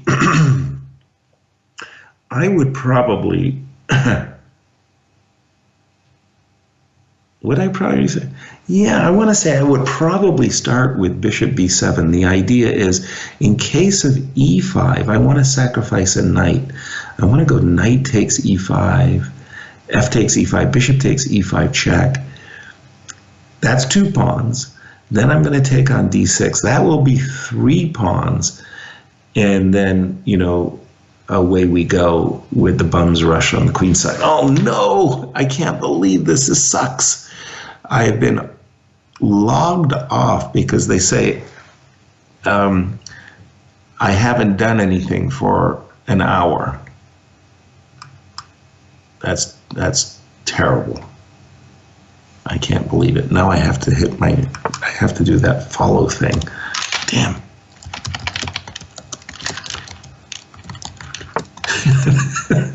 Okay. Oh, Eric went for b4 right away. Oh my gosh, he played b4. Ooh, that's the type of move that you really, really have to make sure of. b4, because you're leaving this pawn on c4 unprotected. Knight takes c4. What's going on? Knight takes c4, bishop a6. Eric's got ideas, but is that a good idea to give up, you know, the tip of the spear?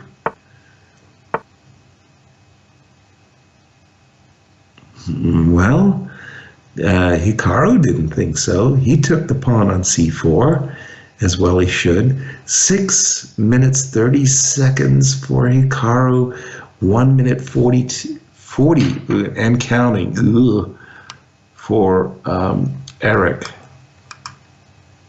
Ooh. Ooh. I don't like it. I don't like it.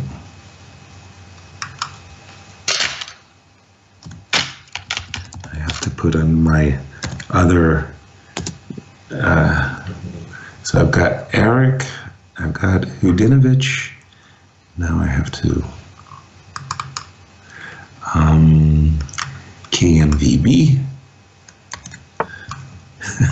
I love the fact that I've been idle and I get booted off for being idle. I'm not idle.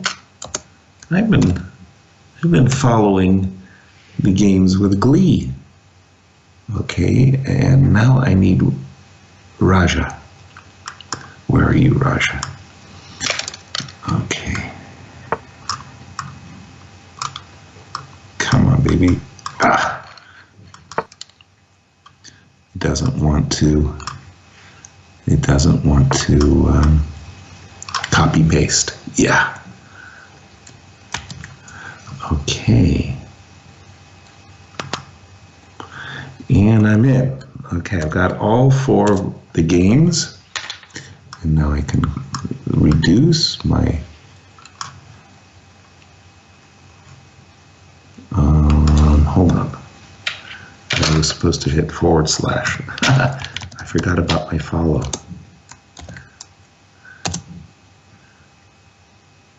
Yes. Okay. I've got all my games. Okay, Eric has sacrificed a pawn as bishop on a7. Looks terrible. This looks like a uh-oh. I am not happy with what Eric has done. Things looks really, really brutal at the moment. He's down on time. Hikaru is just deadly as deadly can be when he has a huge time advantage, because he's so very tactically gifted. It's like he anticipates the tactical variation so very well that he'll sit on the position and he'll think, how can I trap my opponent? And 9 times out of 10, he's just deadly in positions where he has an overwhelming edge on the clock. And now Eric's rook on h6 is pathetic. It looks like it's simply getting trapped. It's been captured. Ugh. Oh, Eric did not want this to happen. He was looking for a much better result than what he's got. This is just this is just terrible. Okay, once again, we have to cover our eyes.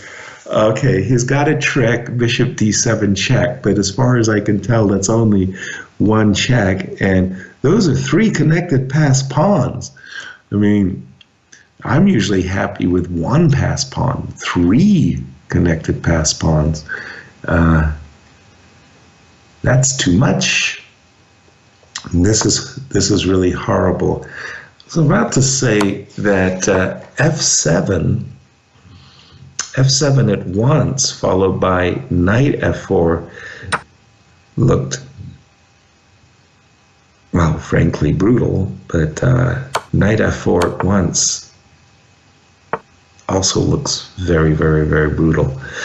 The rooks are going to come flooding in to Black's king. What? Rook takes c3. Okay. I guess Hikaru can afford to be generous.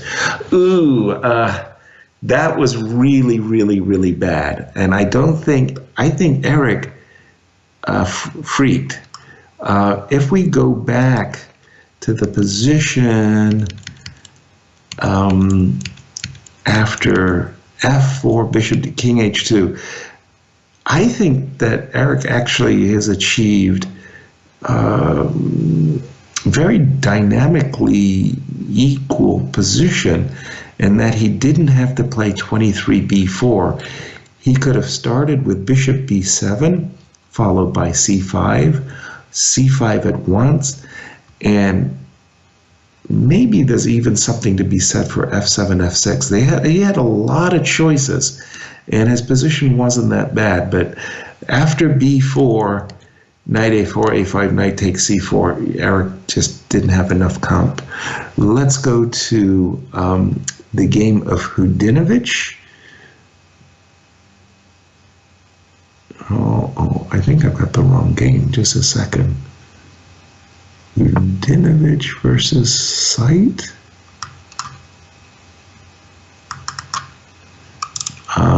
I see a game of like Kyle over here. Let me go to the game of Aman. And Aman has just landed splat. Hopefully it's a splat. The rook came to c8. What happened? So Aman was cruising. Everything's very nice. He's got move 20. He's just landed his knight on e3, tucked his king on move 22 to the king side, king g2, king g8, and then he went knight e to f5 and thought it was splat.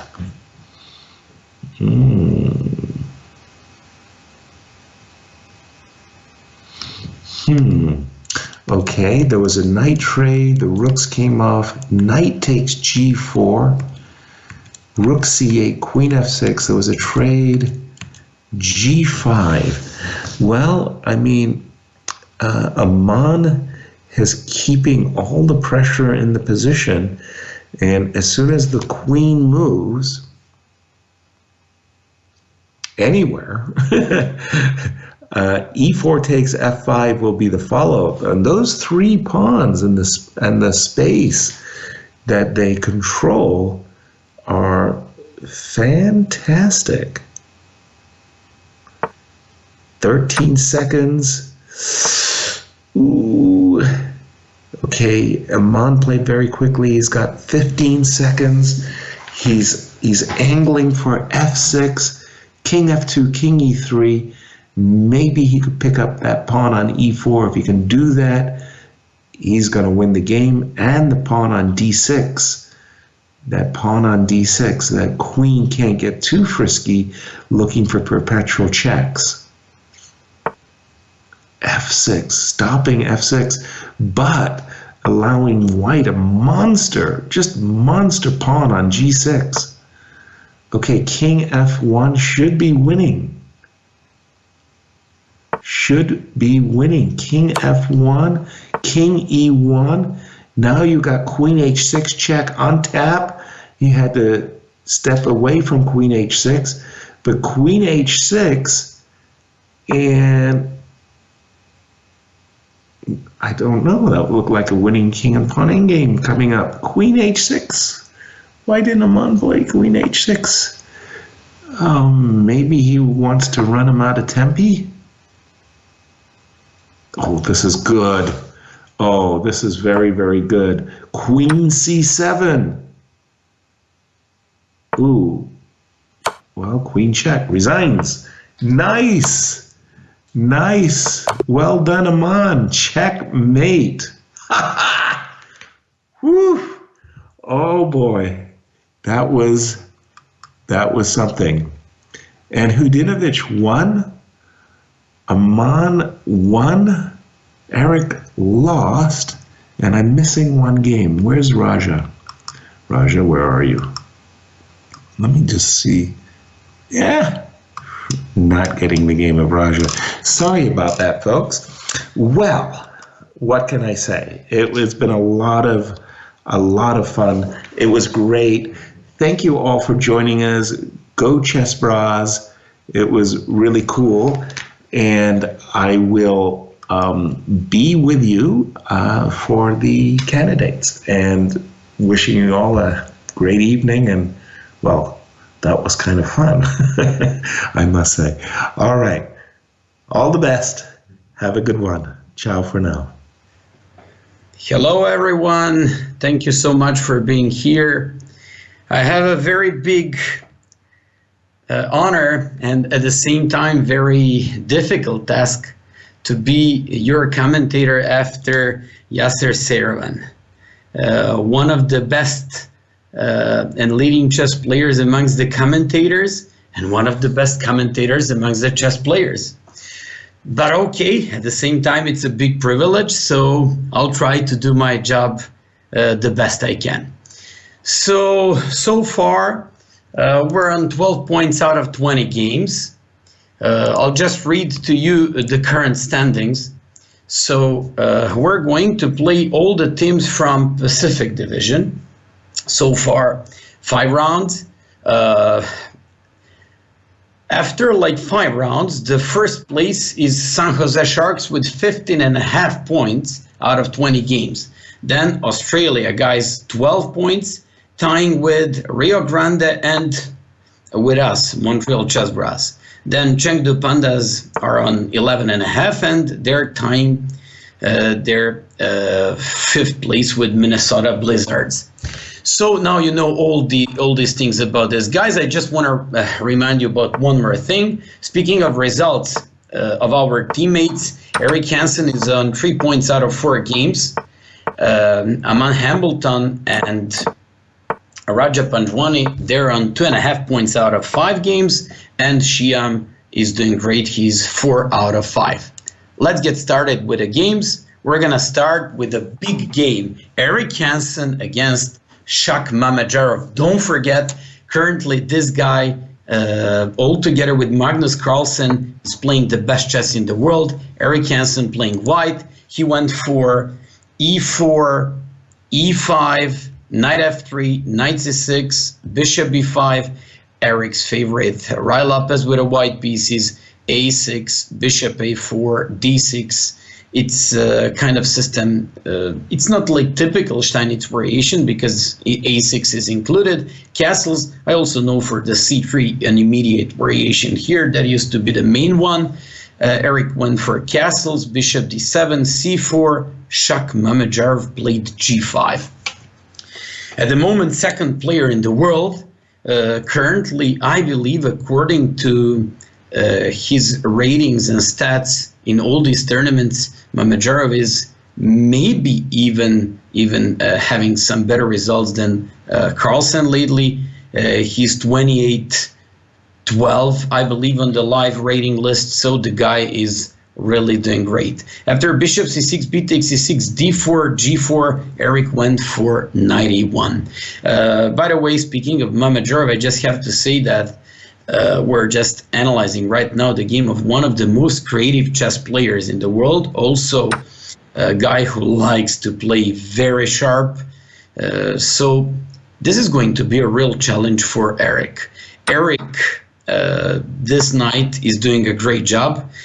He's just unlucky about one thing, that I became the commentator right now. So somebody said that I'm bringing a bad luck, because every time I say he's gonna win for sure, they're losing, blundering rooks, queens, everything. So guys, please, I hope that all of you are going to lose tonight.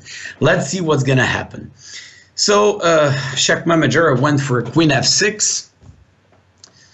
Okay, fairly normal thing.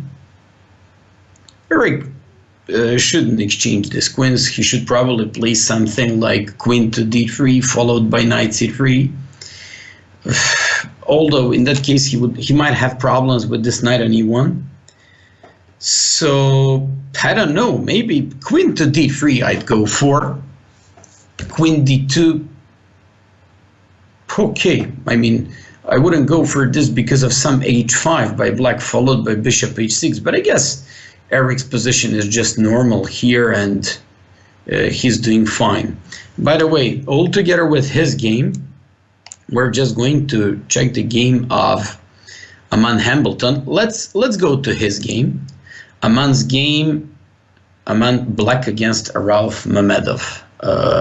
So after e4 c5, Mamedov went for knight f3, e6, Taimanov defense by Aman b3.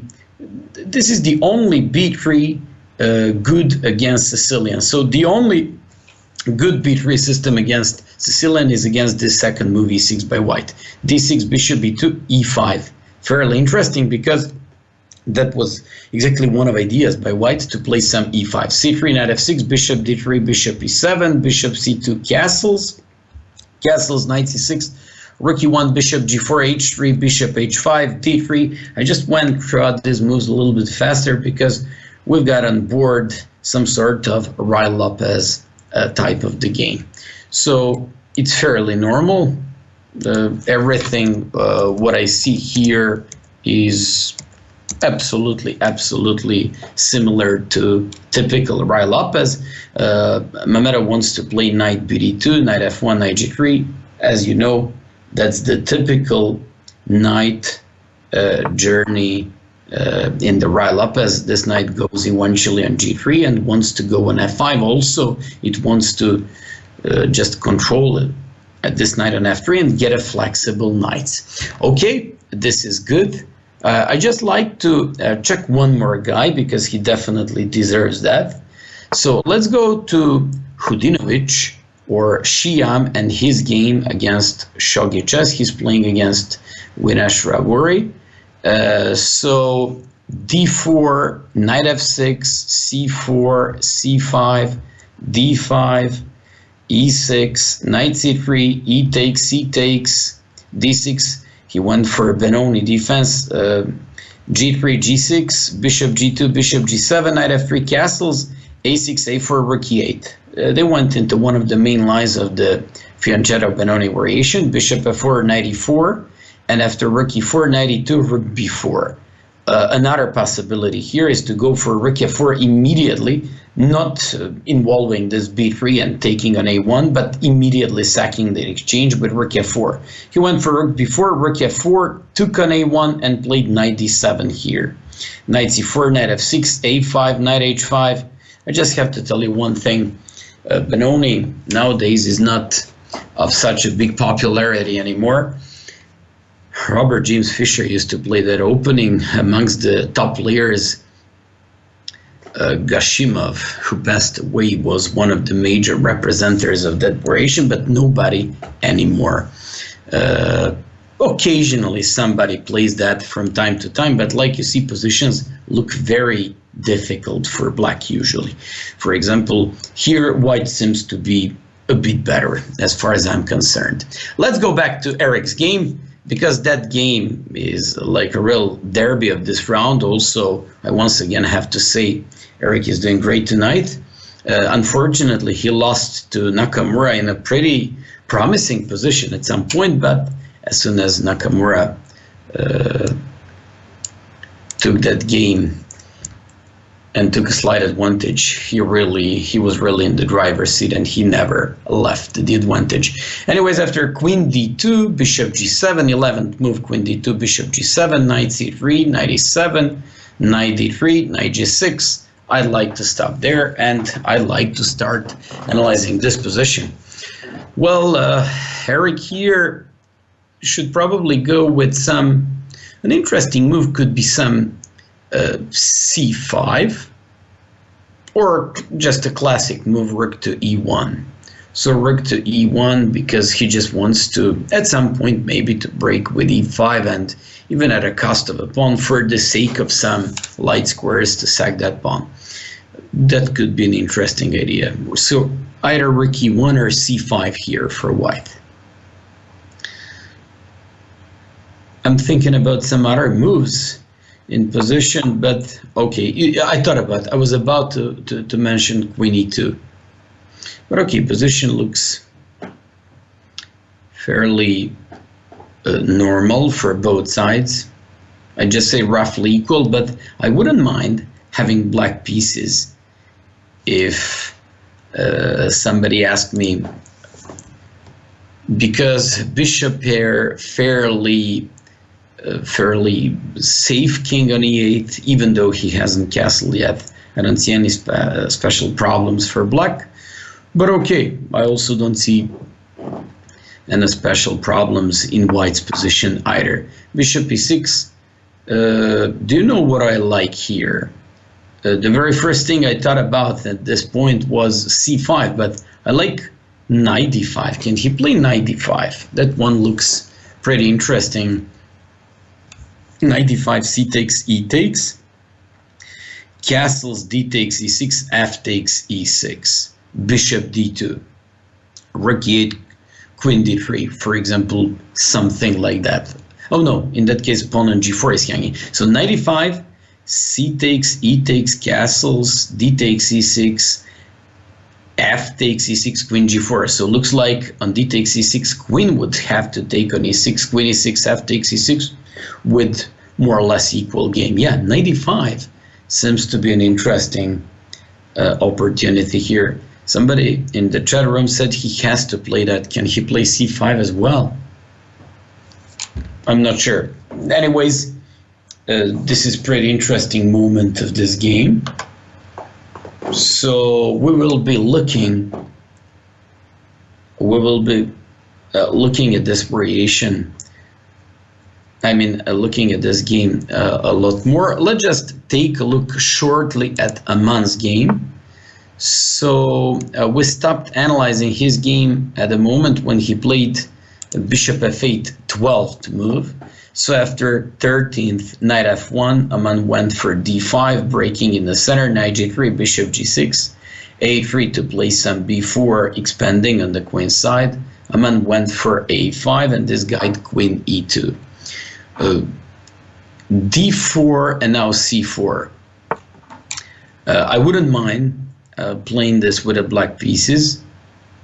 I believe that with this d4 move, he just shut this light square bishop off, and he's gonna control in this game. I really believe he's got an upper hand in this game.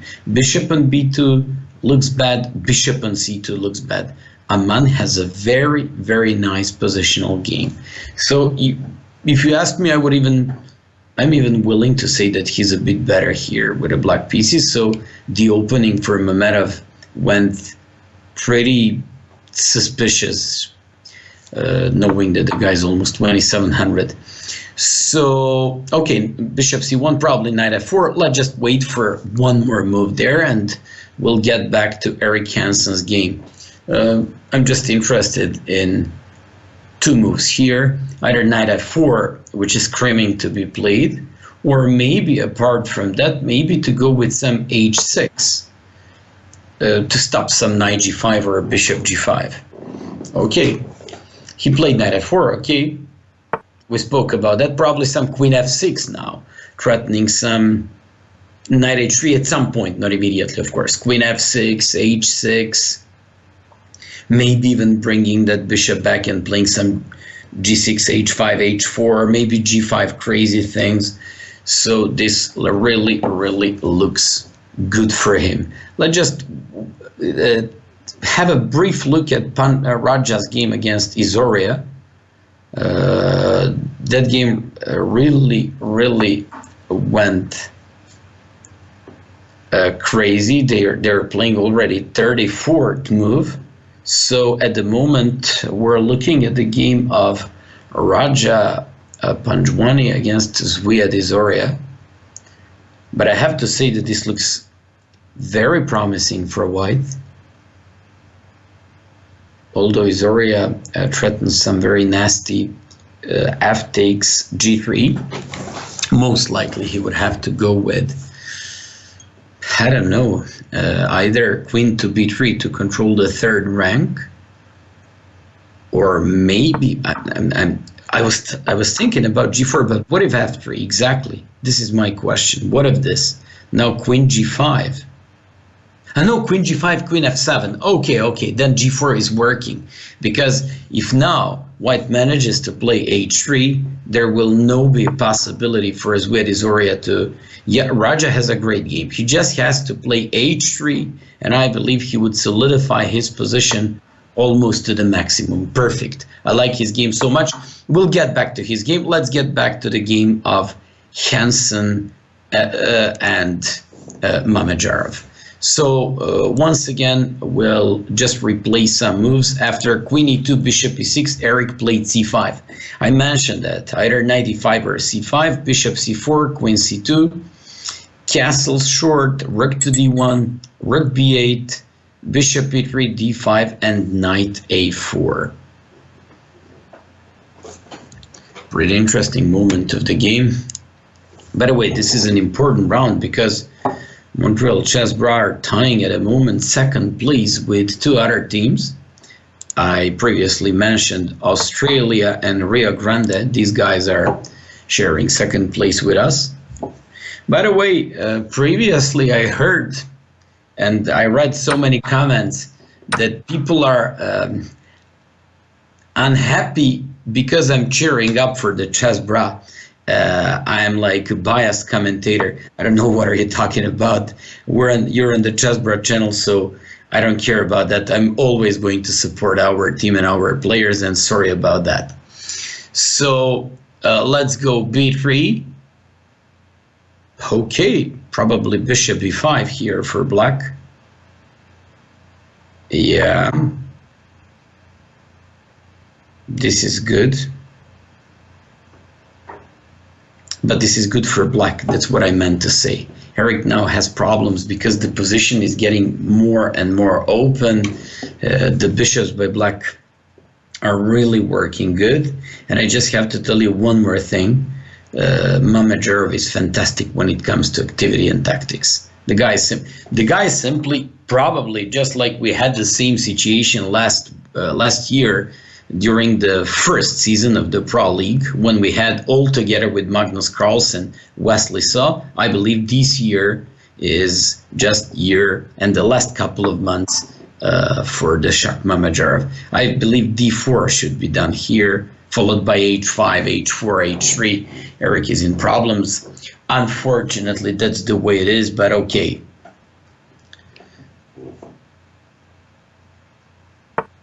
Yeah, exactly. And now just some crazy h5. He goes with bishop c6. Threatens knight h4. Position, look, threatens also rook e2. This is difficult.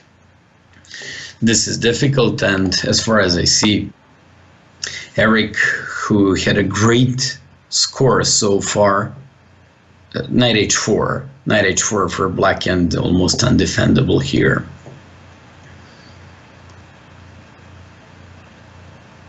Knight h4, yeah, exactly.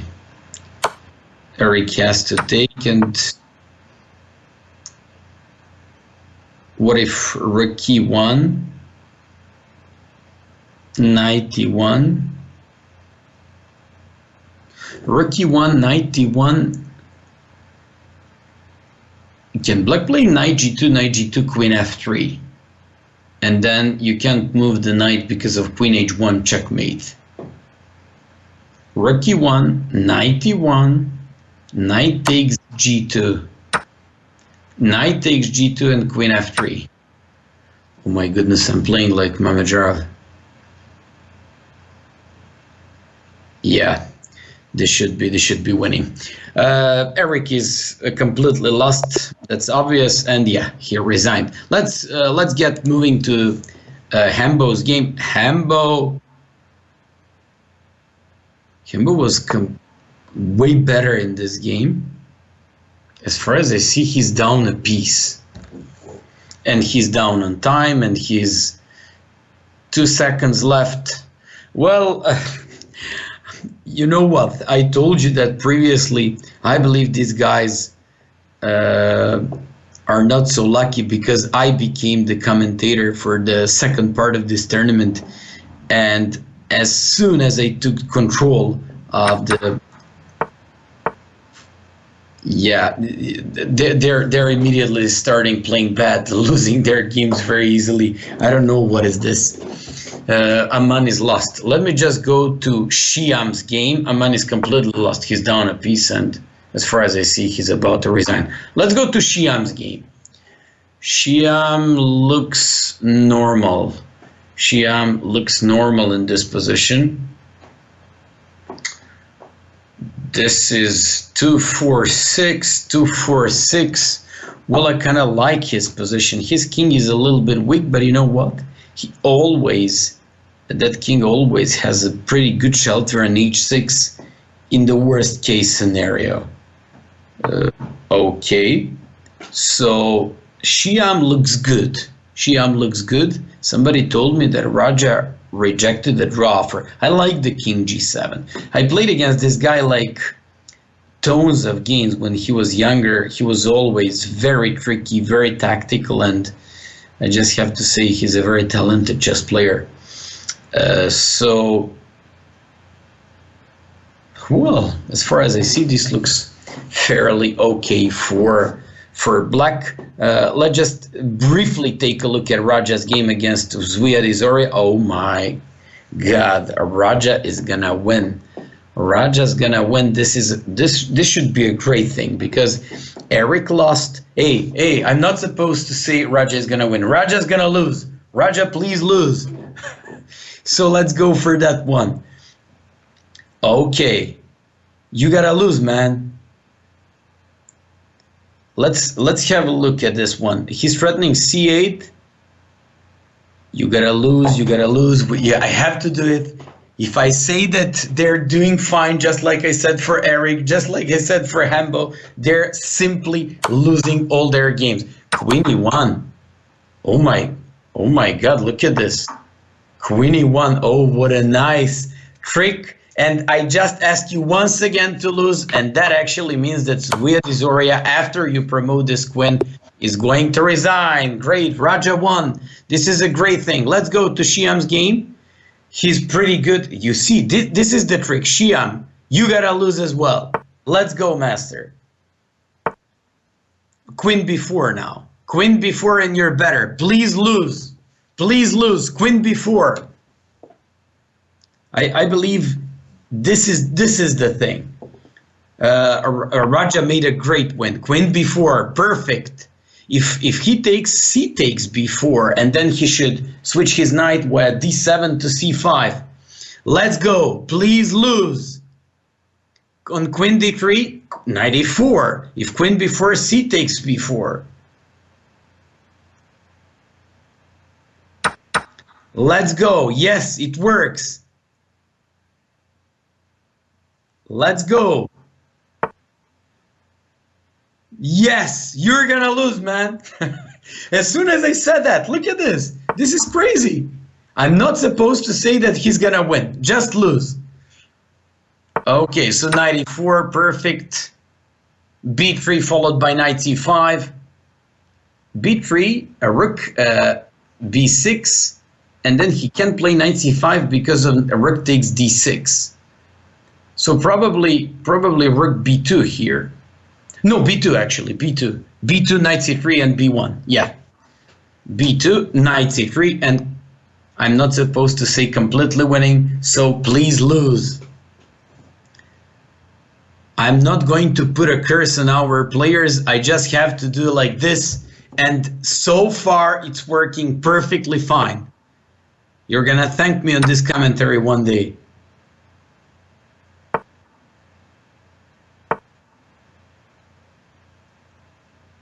Yes, perfect. Okay, this is great comeback. This is great comeback. Lose, lose, lose, lose. Yes, exactly. That's fantastic. Let's go. Eric Hansen against Yu Yang Yui.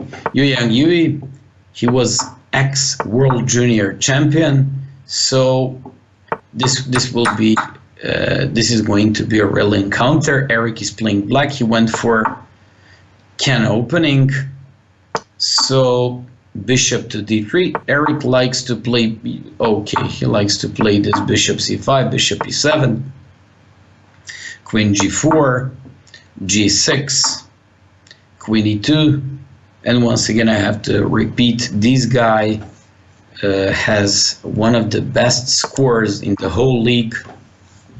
11 and a half out of 12 games, so really remarkable result after the 3 rounds and 12 games. By the way, I have to tell you things has changed. We have to beat up these guys because after this round, San Jose Hackers, they're 17 and a half points in the first place, so they're first. Second team is Australia Kangaroos with 15 and a half, and third they're Chengdu Pandas with 14 and a half. We're just tying the fourth place with Rio Grande team, so we have to win this match. A4, I believe Eric played the same opening with white pieces against Smiren in Olympia a couple of years back, and Eric played exactly like this with the white pieces, and I believe he won that game. So A4 is a good thing. I believe that's exactly how Smirin played, and Eric played knight A3 followed by knight C4. This is a killer system for white, and white seems to be already a bit better. So just like I told you, I remember Eric Hansen playing like this against Ilya Smirin and beating him up in one of Olympiads a couple of years ago. Okay, looks like this guy is just better. looks better for white. And by the way, it's always good to say that white is better. Maybe something's gonna happen there. So Eric, we're just expecting of you to lose this game as well. Okay, let's get moving to Hembo's game. Hembo playing his favorite system, London. I'm expecting here to do so d4, knight f6, bishop f4, d5, a3, c5, knight f3, e6, c3, knight c6, knight bd2, bishop e7, h3, bishop d6. He's playing against hyper solid bishop d6. Yeah. Hi, you know what? He's got a possibility to take on d6 and to play some bishop b5, followed by some, yeah, for example, to play like this. This is just a normal type of position. Yeah, I was expecting this one. And now bishop b5, I spoke about that. I believe Carlsen played against somebody like this, captured on c6, placed the knight on e5, and played with two better knights. No, I believe he was supposed to take on c6. I believe he was supposed to take on c6 and even play that position, maybe even delaying the castle with some f4, king f2, and doing the pawn storm on the king side with some g4. Yeah, I believe he was supposed to take on c6. We'll check that after the game, but I'm pretty sure that Carlsen beat Guy Magami in Olympiad. Was it this year? Yeah, everything the same, just with the one big difference. The rook would be standing on h1 and the king would make an artificial castle with king f2.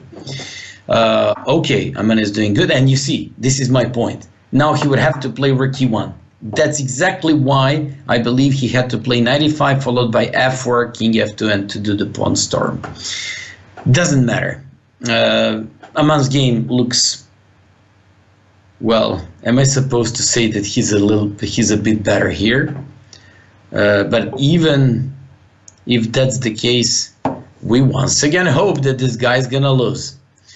Okay, let's just briefly check the game between Raja and his opponent.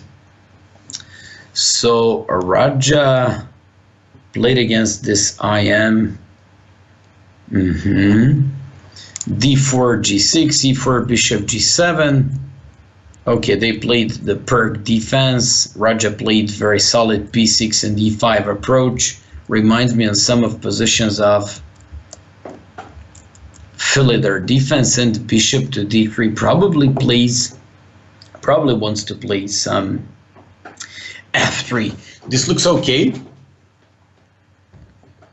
I really think this looks okay for white, because he threatens f3 and I don't see how is he going to stop losing this piece, to be honest.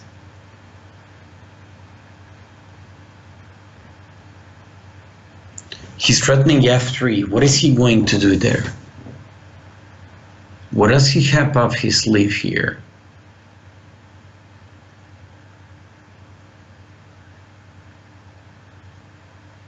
No, yeah, f5 and then f3 to play f4. That's literally the only thing I see in this position. So on f3 to play f4. Raja's position looks pretty suspicious. Let me just check the game of Hudinovic or Shiam, who's doing great so far. We put all our hopes in this game. This guy played Petrov defense against Shiam. He went for the d3 line. This is exactly the same line that Eric played last week in Pro League against somebody. I'm not a big fan of this position because once you play d3 and d4, it's like playing the exchange variation of the French, which brings you absolutely nothing. But okay, Shiam is just a better player than this guy, and I believe he's gonna do fine there. When I say he's gonna do fine in terms of losing the game. Okay, let's get back to the Eric Hansen's game. Eric Hansen against Yu Yang Yui, we're just analyzing the game number 24 by White. White played a5, making some holes on the dark squares. And this really looks, no kidding, this really looks bad for Eric. Because if he plays b5, just knight c5 followed by b4, Eric might go with some d takes c4, but I suspect it would bring him any luck here. So this is nothing. So if b5, I mean knight c5, b4, rook a3, rook c3. This is killer position. Yeah, and even e5. If that one happens, this is going to be completely crazy. I mean, he's literally without a single move in the situation. He probably has to play some.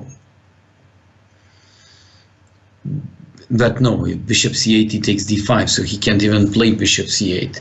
This is bad. Eric is way worse in this game, seriously speaking.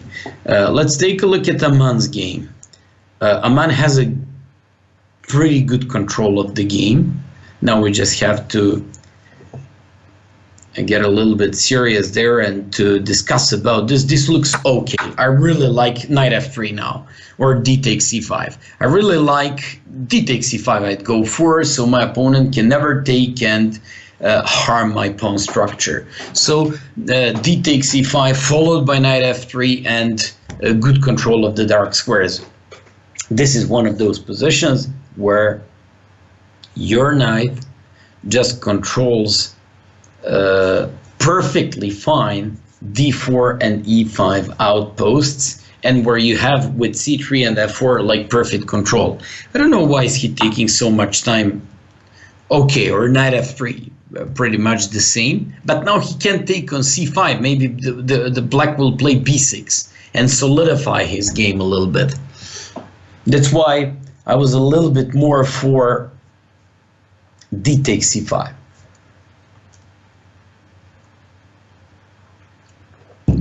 Okay, still we're gonna see. Yeah, b6. I was wondering what to do if b6, because now he can take c5 and harm that pawn structure. Because if he now takes on c5, black will play b takes c5 and get a pretty normal game. Still, I prefer Aman's game. He probably has to play king h2, king g3. So marching up with his king closer to the pawns, giving it support. And this looks okay. By the way, for all of you who just joined, I'm your commentator for the second part of this Saturday night, Super Saturday so-called. My name is Miodrag Perunovic, international master from Serbia. And once again, I have to repeat, I have a very tough task to be a commentator after one of the biggest commentators, Yasser Seiravan, but just like I previously told you, I'll try to do as good as I can. So this looks rook to e3. It's nice. I would a little bit improve my position with king g2 and king g3. I would go with via h2 to g3. I would play rook a to e1 afterwards. And this looks just okay for white. Okay, let's go to Raja's game. Raja sacrificed a piece, and he's just taken an f4. So what does he have in return for a given piece? He's got one pawn, and his opponent has a pretty weak king. Raja goes with g5. Yes, he has to go crazy there because he's down a piece, and now he has to do everything in order to complicate the matters on the board. Let's go. Somebody said that Shak Mamajarov makes 6 out of 6 on board number 1. Well, if you remember, what did I tell you when he played against Eric? The guy currently plays the best chess in the world. all together with, of course, nobody else but Magnus Carlsen. And by the way, this is a great format of competition because you have like top 5 world players, actually not top 5, but 5 players out of top 10 to play this competition. This is really big, and by the way, the second part of this competition you'll be able to see tomorrow during the European time. Okay, so it's Raja's opponent's turn. He just played bishop to a3. I believe Raja has to play bishop d6, threatening very cheap queen h2 and queen g4. So actually I believe his opponent played pretty suspicious move, bishop to a3, because how is he going to stop? I was thinking about rook h1, but then queen g4, rook f1, it's almost checkmate. Rook f2 is the only thing I see, but then I can even play rook f8 in the worst. No, then queen h1. Rook f2, queen h2. I see some hope for Raja now. But okay, rook f2, as far as I see, still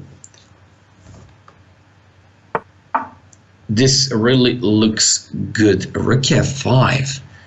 What if king h2? By the way, if I make some stupid moves or just some blunders, please have some understanding for this old Serbian soul. It's like 3:15 a.m. in the morning here, so if I miss something, don't be surprised. I mean, it's almost morning here. Okay, king f1. I guess rook f8 here. Rook f8 to take control of the f file and to take advantage of this weak king. So rook f5. Rook f8, sorry. Rook f8 threatening to take on f5 and playing rook takes f5 followed by rook f8. This looks okay. Oh, he also, hey, Raja's position. Oh, I was about to say that Raja's position starts to look okay. No, I'm not gonna say that, and I'm gonna do an old good thing. Let's go, Raja. You gotta lose, master. We all expect that from you. So let's take a look at Shyam's game. He played rook f8, perfect. He's gonna lose. So let's go for the game between Shyam and Chu Ruatong. Chu Ruatong, Shyam's game looks good. I like this one. Oh, queen h7. This really looks good. But why do I say that this is looking good for him? No, this looks terrible for white. We hate him. We don't like his position.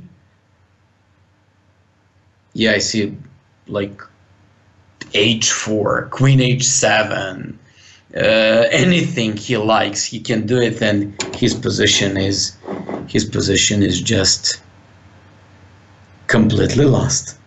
Okay, so hey, looks like when I do like this, it's going way better. Let's get back to Aman's game. Oh, knight against bishop. He's going to grind him down in this situation. So he needs to play now some f5 or even g5. You know the old rule against the bishop. In the end games, always put your pawns on the opposite color of hostile bishop. So here, maybe some g5. Definitely this king has to be improved and its position, but I kind of like this one. So probably g5. Maybe he can even go with some h5 followed by, but h5 is a little bit, not h5, h5 f6, and then pawn on h5 is always going to be weak. So most likely g5, f6, knight to d3, and to hope that he's gonna be able to squeeze his opponent out. But objectively speaking, this is a round draw.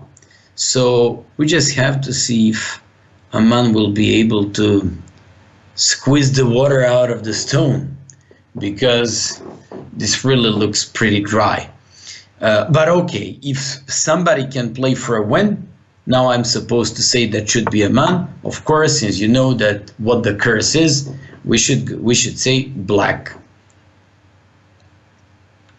By the way, for all of you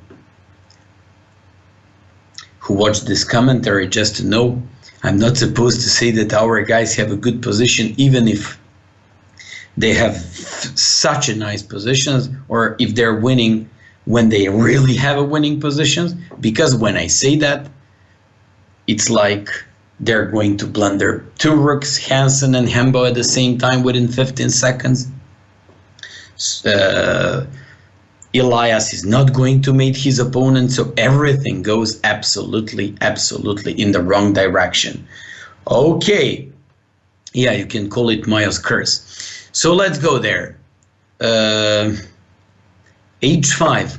I'm not entirely sure, seriously speaking now, I'm not entirely sure about the quality of the H5 move, unless he puts that king on H4 and breaks with G5. But still, this is, objectively speaking, really difficult to play. Somebody asked, what's the score of Chessbrahs guys so far? So I'm gonna tell you the score right now. And by the way, if you really want to know the score of teams, San Jose is just doing great, 19.5.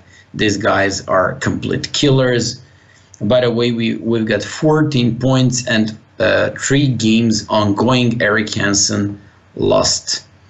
So we have to see what's going to happen there. By the way, if you want to know how many points Eric made so far, 3 points. Aman Hamilton 2.5, Raja 3.5, and Shiam 5 points on the board number 4. So bishop f7 by Black. I guess he wants to play bishop g8 and bishop h7. Black is now. I just have to seriously talk about these positions, because Black is definitely playing for a draw here. I mean, this is great strategical game by White. If you play against 2600 player like this, and if you literally leave your opponent without single chance to play for a win, that's like a really big thing. Okay, he now wants to play, I guess, knight c5 followed by knight b7. But we'll have to wait for it. Okay, let's go. Okay, Aman is better. He's gonna play knight c5 here, and he's better. Let's go to.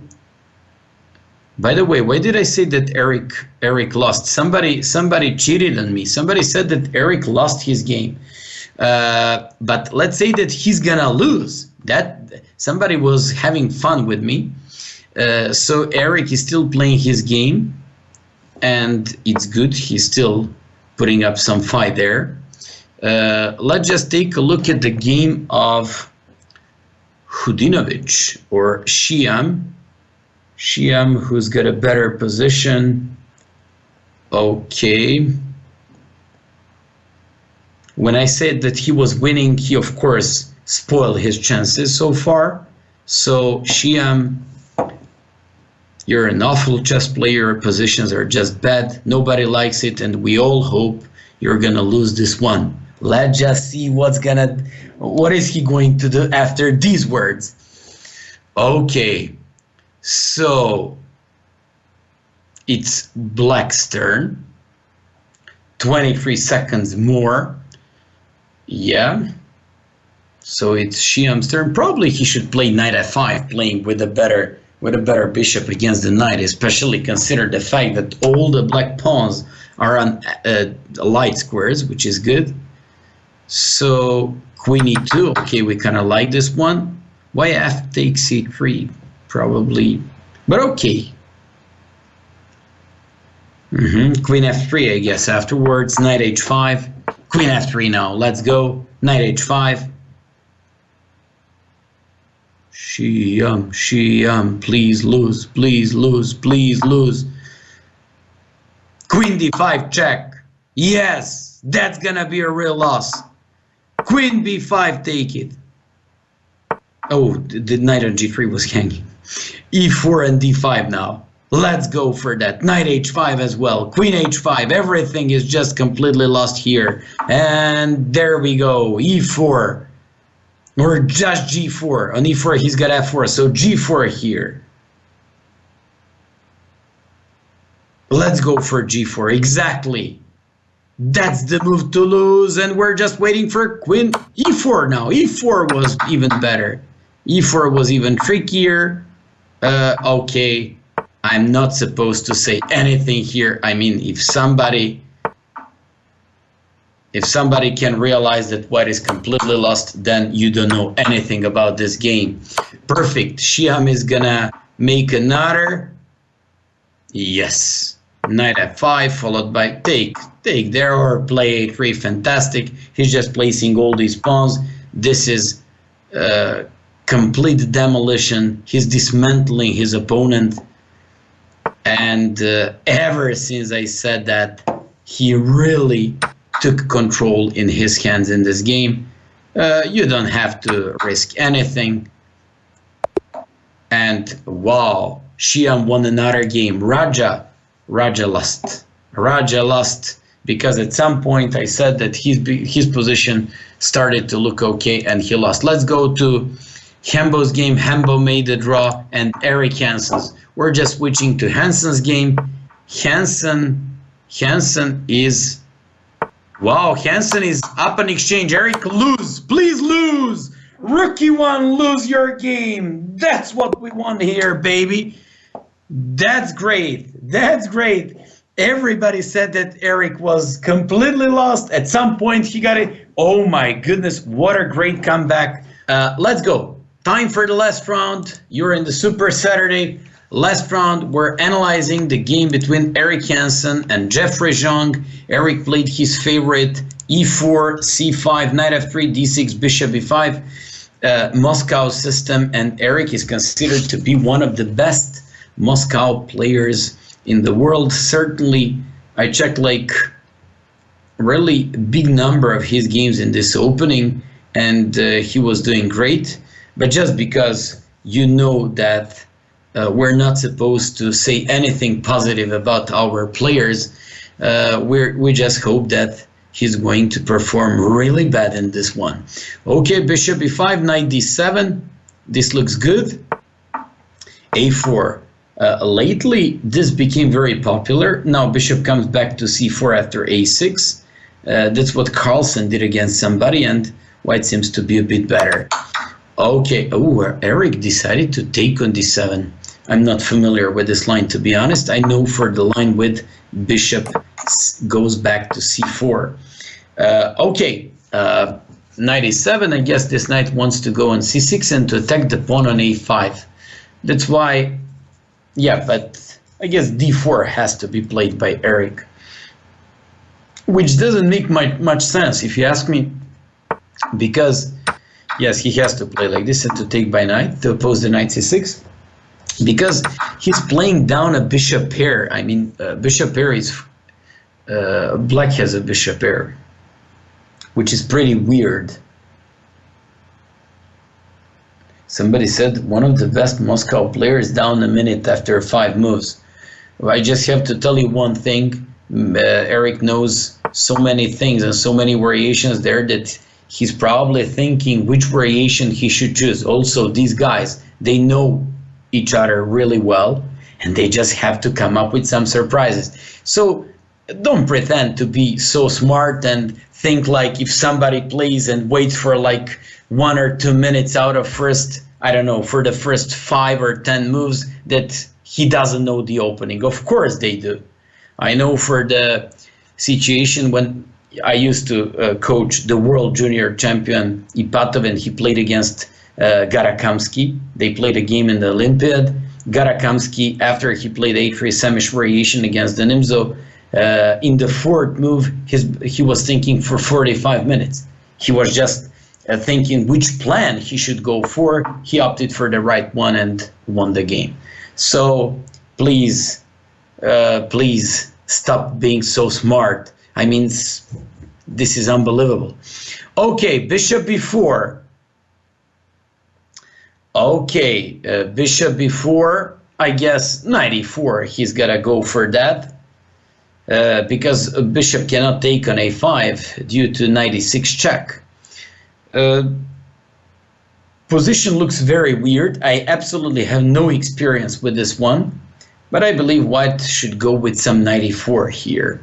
Okay, let's move to the game between Aman Hambleton and Conrad Holt.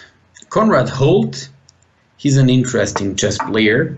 He's all the times playing the same openings, and he keeps improving on his openings slowly but surely. So I know this guy. Okay. And queen c2. Okay. He's a pretty good player for these faster time controls because he really knows his stuff. He's really good theoretician. And one more thing, he always played the same thing, so he really has pretty good experience with all these lines. Okay. I guess e3 followed by bishop d3 looks very normal. He's got a bishop pair advantage and also wants to play that bishop d3. Yeah, but I believe this is still a theory. e3, c takes, bishop d3, queen a5, b4, knight b4, a takes, queen a1 with some complete craziness on the board, but I believe it's pretty preferable for white. Okay, we'll come back to this game. I'm expecting by white to play e3. I see one more crazy move here. I was about to say g4. G4 was very interesting. Okay, let's go to Raja's game. Raja against Luke Harman Velati. Raja's white. Let's just check briefly the opening. Knight f3. Raja went for ready. Then he went with c4 English, knight c3. And when he played a3 and d4 fifth move, he now transposed into Queen's Indian with early a3. So after d5, bishop g5, queen a4, queen d7, played queen c2 and opted for this very solid approach where white certainly should be better after e4 and 13th move, bishop to d3. Rook c8, knight e7, and then he went for d5. Bishop e2, e takes, queen d6, and he went for the knight d4. He now threatens knight b5 followed by d6. He also threatens knight f5. But at the same time, I just have to say that he also needs to go with some bishop f3, rook e1, and d6. This looks good. Actually, this looks completely awful for white. And Raja, you're going to lose this game. Let's just go for the justice bot, Stephen Breckenridge, playing white against our best teammate tonight. Raja is doing 6 out of 7, and he is certainly one of the best guys in the whole competition. So let's go. We just checked the French opening, e4, a6, d4, d5, e takes, justice bot. Stephen Breckenridge, actually, aka Justice Bot, went for a very coward approach there with knight f3 and bishop d3, queen e2, bishop e7, h3 castles, and after h6, I believe he wasn't supposed to do there h6, but c5. c5 to capture by bishop back on c5 to play knight c6, and then to play queen d6. That's a very okay. So c4, b6, b4, a5, knight a4, knight bd7, and b5. C takes, bishop b5, d takes c5, knight c5. As usual, Raja is up a pawn. Yeah. Okay. This is once again, speaking seriously, looking good for black, but just because we don't want to put my curse on these guys, you know what's the rule. So Shiam, just like you did so far. Hopefully you're gonna lose once again this decisive game. Okay, yeah, this is the last round of the Saturday, Super Saturday night. By the way, tomorrow or around the European time afternoon, you'll be able to watch Carlsen and the others. I said Raja. I apologize for that. I meant Shiam. Okay, so I'm expecting here, for example, knight c on e4. He took on a4. Probably either queen d6 or bishop d7. Probably this one. So either bishop d7 or queen to d6. Okay, let's go back to Eric Hansen's game. Eric Hansen against Jeffrey Zhang. Eric Hansen playing white. Rook f to b8. Let's just check the game from the move number 9, knight d4, d5. Eric captured, played knight e2, bishop b4. This is where we stopped. I predicted knight e4. He played c4, queen b3, queen e7, knight c2, and then he captured on b7, played b4, and now queen f3. Eric's position looks, seriously speaking, looks okay. He probably should go with some rook e1 here, or just h3, just to see what is black gonna do in this position. Okay. So h3 to stop the bishop g4. So rook e1 could happen there as well. So he might have some problems with these two isolated pawns on a5 and c4. So yeah, he played h3. I was expecting this move, just a clever move, waiting for things to happen to see what is his opponent going to do. But objectively speaking, position looks roughly equal. But look at these pawns on a5 and c4. He's got like two weaknesses, while potentially black can only have one weakness. It's the pawn on a6.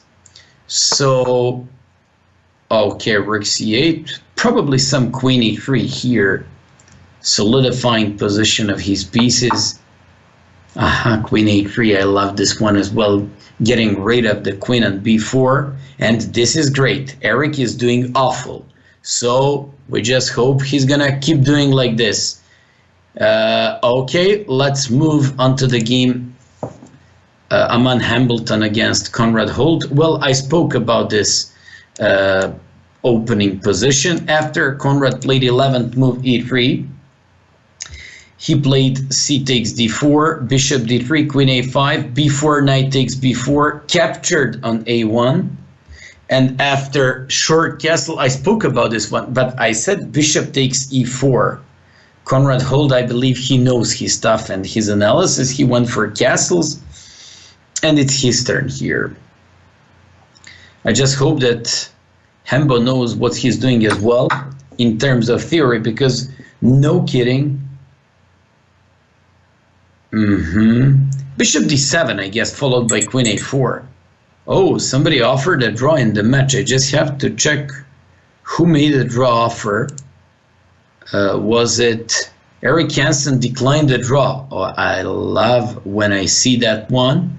Okay, which means he is psychologically getting a better and better situation there as well. Rook to d1, mainly to defend that knight on d2. Okay, so let's just go to the game of Hudinovic, or our best player tonight, Raja. Shiam. So bishop c2. This guy wants to play f3 and to checkmate him. Probably he has to play bishop f5 to oppose his threat. So f3 is not gonna work if you just play, yes, bishop f5, like it. Bishop e1. And now let's go into counterattack, queen g5. Queen g5, let's go all in. I'm happy. as soon as I trade off one of the bishops and get control of the game.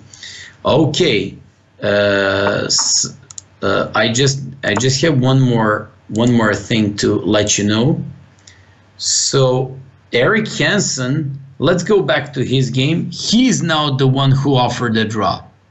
He's now the one who offered the draw. And now I believe his opponent declined the draw offer. This is very interesting. So move before that, Jeffrey Zhang offered Eric a draw and Eric rejected. Now move after that, Eric made a draw offer, this guy rejected, and now they just made a draw. They just made the draw. Pretty interesting events in this game, and you can see this very often. Okay, Hembo. Hembo is playing against Conrad Holt. He's got rook and pawn for 2 pieces, while white has not only 2 pieces but 2 bishops at the same time. So this is quite an interesting type of game. I would say completely unclear situation, but if I had to choose, now let's be absolutely serious about this one, I would always choose white pieces, because it's always better to play with the white pieces, especially considering our karma and curse tonight. So let's go there. I'm just going to tell you the current standings. So we're just tying the second place with Australia Kangaroos. San Jose is absolutely the best tonight, and they're just killing everybody. So bishop e3, Conrad Holt played. Can he play e5 here? Can he play so e5 in this situation? Because he might go with some bishop f3 and he takes d4, but even if he takes the second pawn, playing against 2 bishops is always like a very, very hard and difficult task. Also, if some of you asked me for the results so far, I just have to tell you that Eric made 4.5 out of 8 on the board too, and right now he's tying the first place on the board too with Wonder Liang and Fabiano Caruana, who are all together with him the best players on the first board. That's really great result, and he lost to Nakamura and Shak Mamedyarov. Nakamura, one of the best blitz players in the history of this game, and Mamedyarov currently all together with Carlsen the best player in the world. So it's pretty understandable.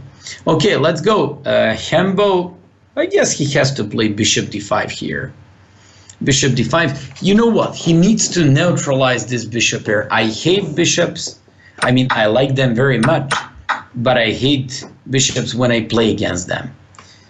Okay. Pretty difficult for black. Even though he won like 2 pawns. For example, b5 here. And what is just okay. Okay, so king to d7, going with, but okay, Aman has to, what does he have to do in this situation? He has to take the file open, and he has to try to reduce as much material as possible. Maybe even to go g5 now, g5 followed by h5. King e6, yes. And king goes to f5 naturally. And now if bishop to g3, yeah, okay, bishop c7, rook d7, I guess.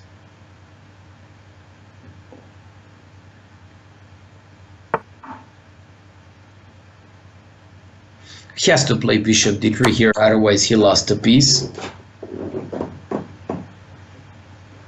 King e6, rook e1, bishop g3. White is better. White is better. That one for sure. And that's one so obvious, but just like I told you, all he needs, this bishop c4 is suspicious because now 2 pieces are hanging.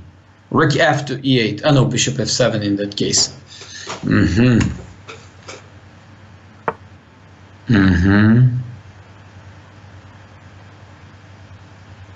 Well, I guess king g2 to solidify position of his king.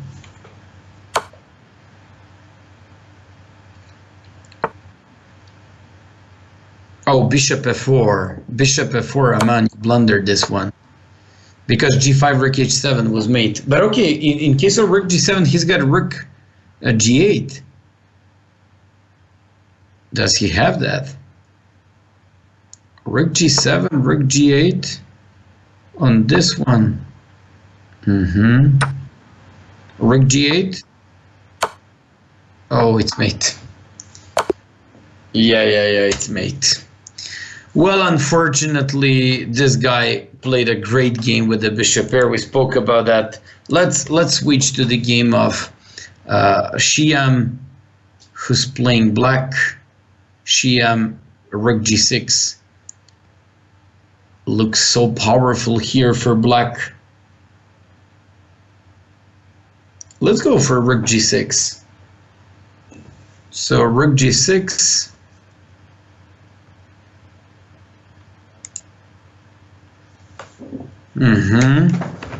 By the way, if Shiam wins this game, he's going to be the best player tonight of almost all these guys. So far, he's tying first place. I mean, by the number of points with Nakamura and Shakhmamadjarov, but okay. This guy's just played the first board, but still, this is an amazing result for his board. Rook g6, queen g5, followed by rook g6, threatening bishop h3. There is only one problem in this situation. It's that this Steven Breckenridge, he's really good in time troubles. So Shiam should speed up a little bit. Okay. By the way, current standings, I just have to tell you, we're still waiting 2 more games ongoing. Shiam is playing and he's better. And Raja is also playing his game. And by the way, at the moment, we have the following scores.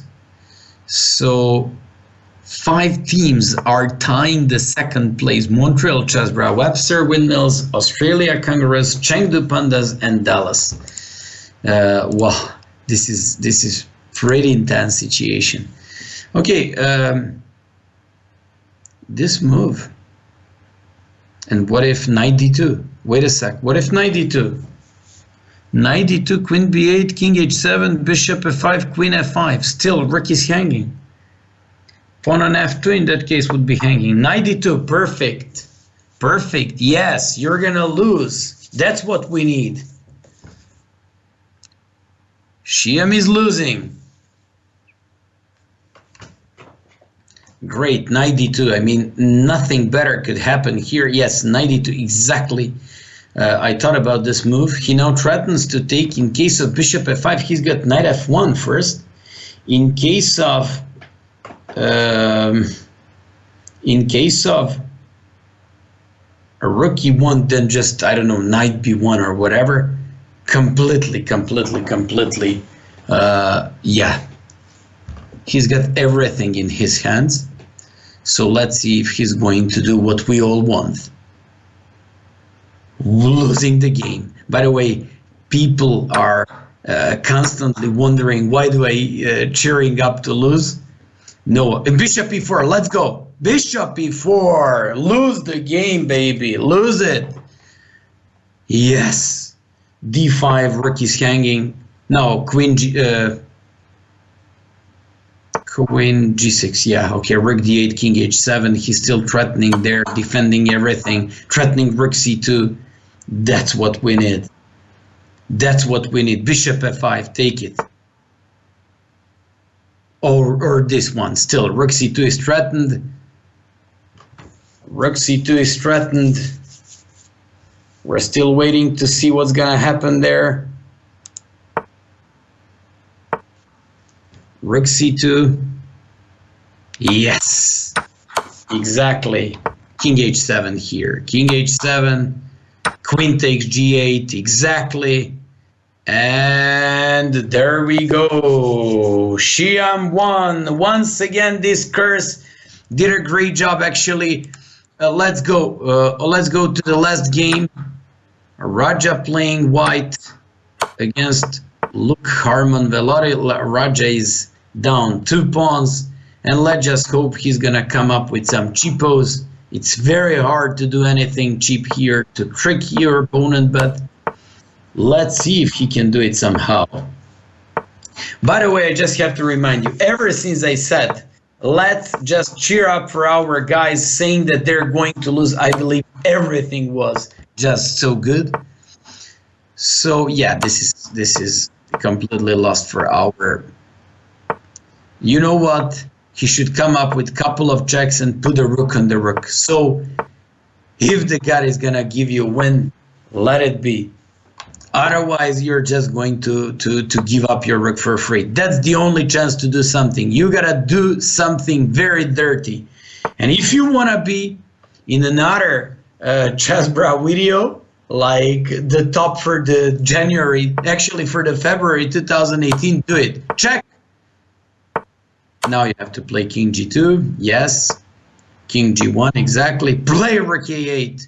So whatever it happens, no, he wants to be very correct, but it's not gonna be.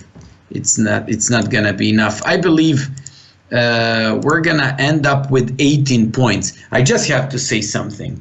Fantastic score by Xiam tonight. On the fourth board, he made remarkable result for the fourth board.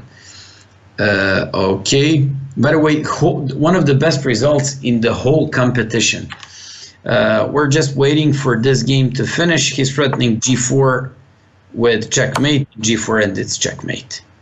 Unfortunately, he didn't do what I was expecting he would. And let's just check the standings. Let's just check the standings. San Jose first with 21.5. Second place, Chengdu Pandas with 20 points. Great comeback by these guys, even though they lost to us in penultimate round. Australia Kangaroos 19.5. Webster Windmills 19. And Montreal and Dallas were just tying 5th and 6th place with 18 points. Well, I just have to tell you the scores of our players for tonight. So Eric Jansen made altogether with Lenderman, Wonder Liang, Alexander Shimanov, the second best score on the first board. Absolutely the best result made Fabiano Caruana. I mean, in this Atlantic division with 5.5 out of 8 games. Speaking of Pacific Division, on the first board, we have 2 names. We have Shak Mamajarov and Hikaru Nakamura, who made 6 points. But I believe they didn't play the last. I'm not so sure, but I believe they didn't play the game. Speaking of other really remarkable results, some guy, Ashwin Yayaram, I believe he's a GM for Webster Windmills. He made 6.5 out of 7, but I believe absolutely the best result tonight and almost in the whole competition made, just let me take a look. Yes, Shyam Tavandiran, he made 7 points out of 8 games. Absolutely the best results. On the fourth board, absolutely the best result almost in the whole competition. Let's just check the picture of that guy. You can see him on the screen. I mean, Shyam, age 25, with his ELO 2385. He made absolutely the best score with 7 points out of 8 games. What a magnificent result on the fourth board. Also, Eric was doing great on the first board with 4.5. Aman only 3, and Raja made 3.5. By the way, I'm just going to tell you once again finally the result of the whole competition. San Jose Sharks won this with 21.5 on the first place. Chengdu Pandas with 20 points. Australia Kangaroos third place with 19.5. Webster 19. Montreal Chessbrahs tied fifth place with the Dallas Destiny. Actually, that would be all for tonight. And I hope you enjoyed these games. And we'll see who qualified for the rest of this competition. I believe we are in the winners. And that actually means we are just going to do and we're just going to go through it. That's very interesting because this is going to be played one more time. This is good.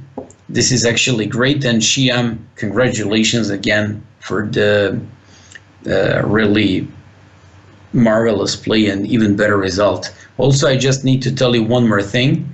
Tomorrow in the afternoon by European time, you'll be able to watch the rest of the teams. Carlsen will be playing there as well. And by the way, you just have to remember that I'll keep cheering up for the Chessbrahs. So haters, I don't care about your comments.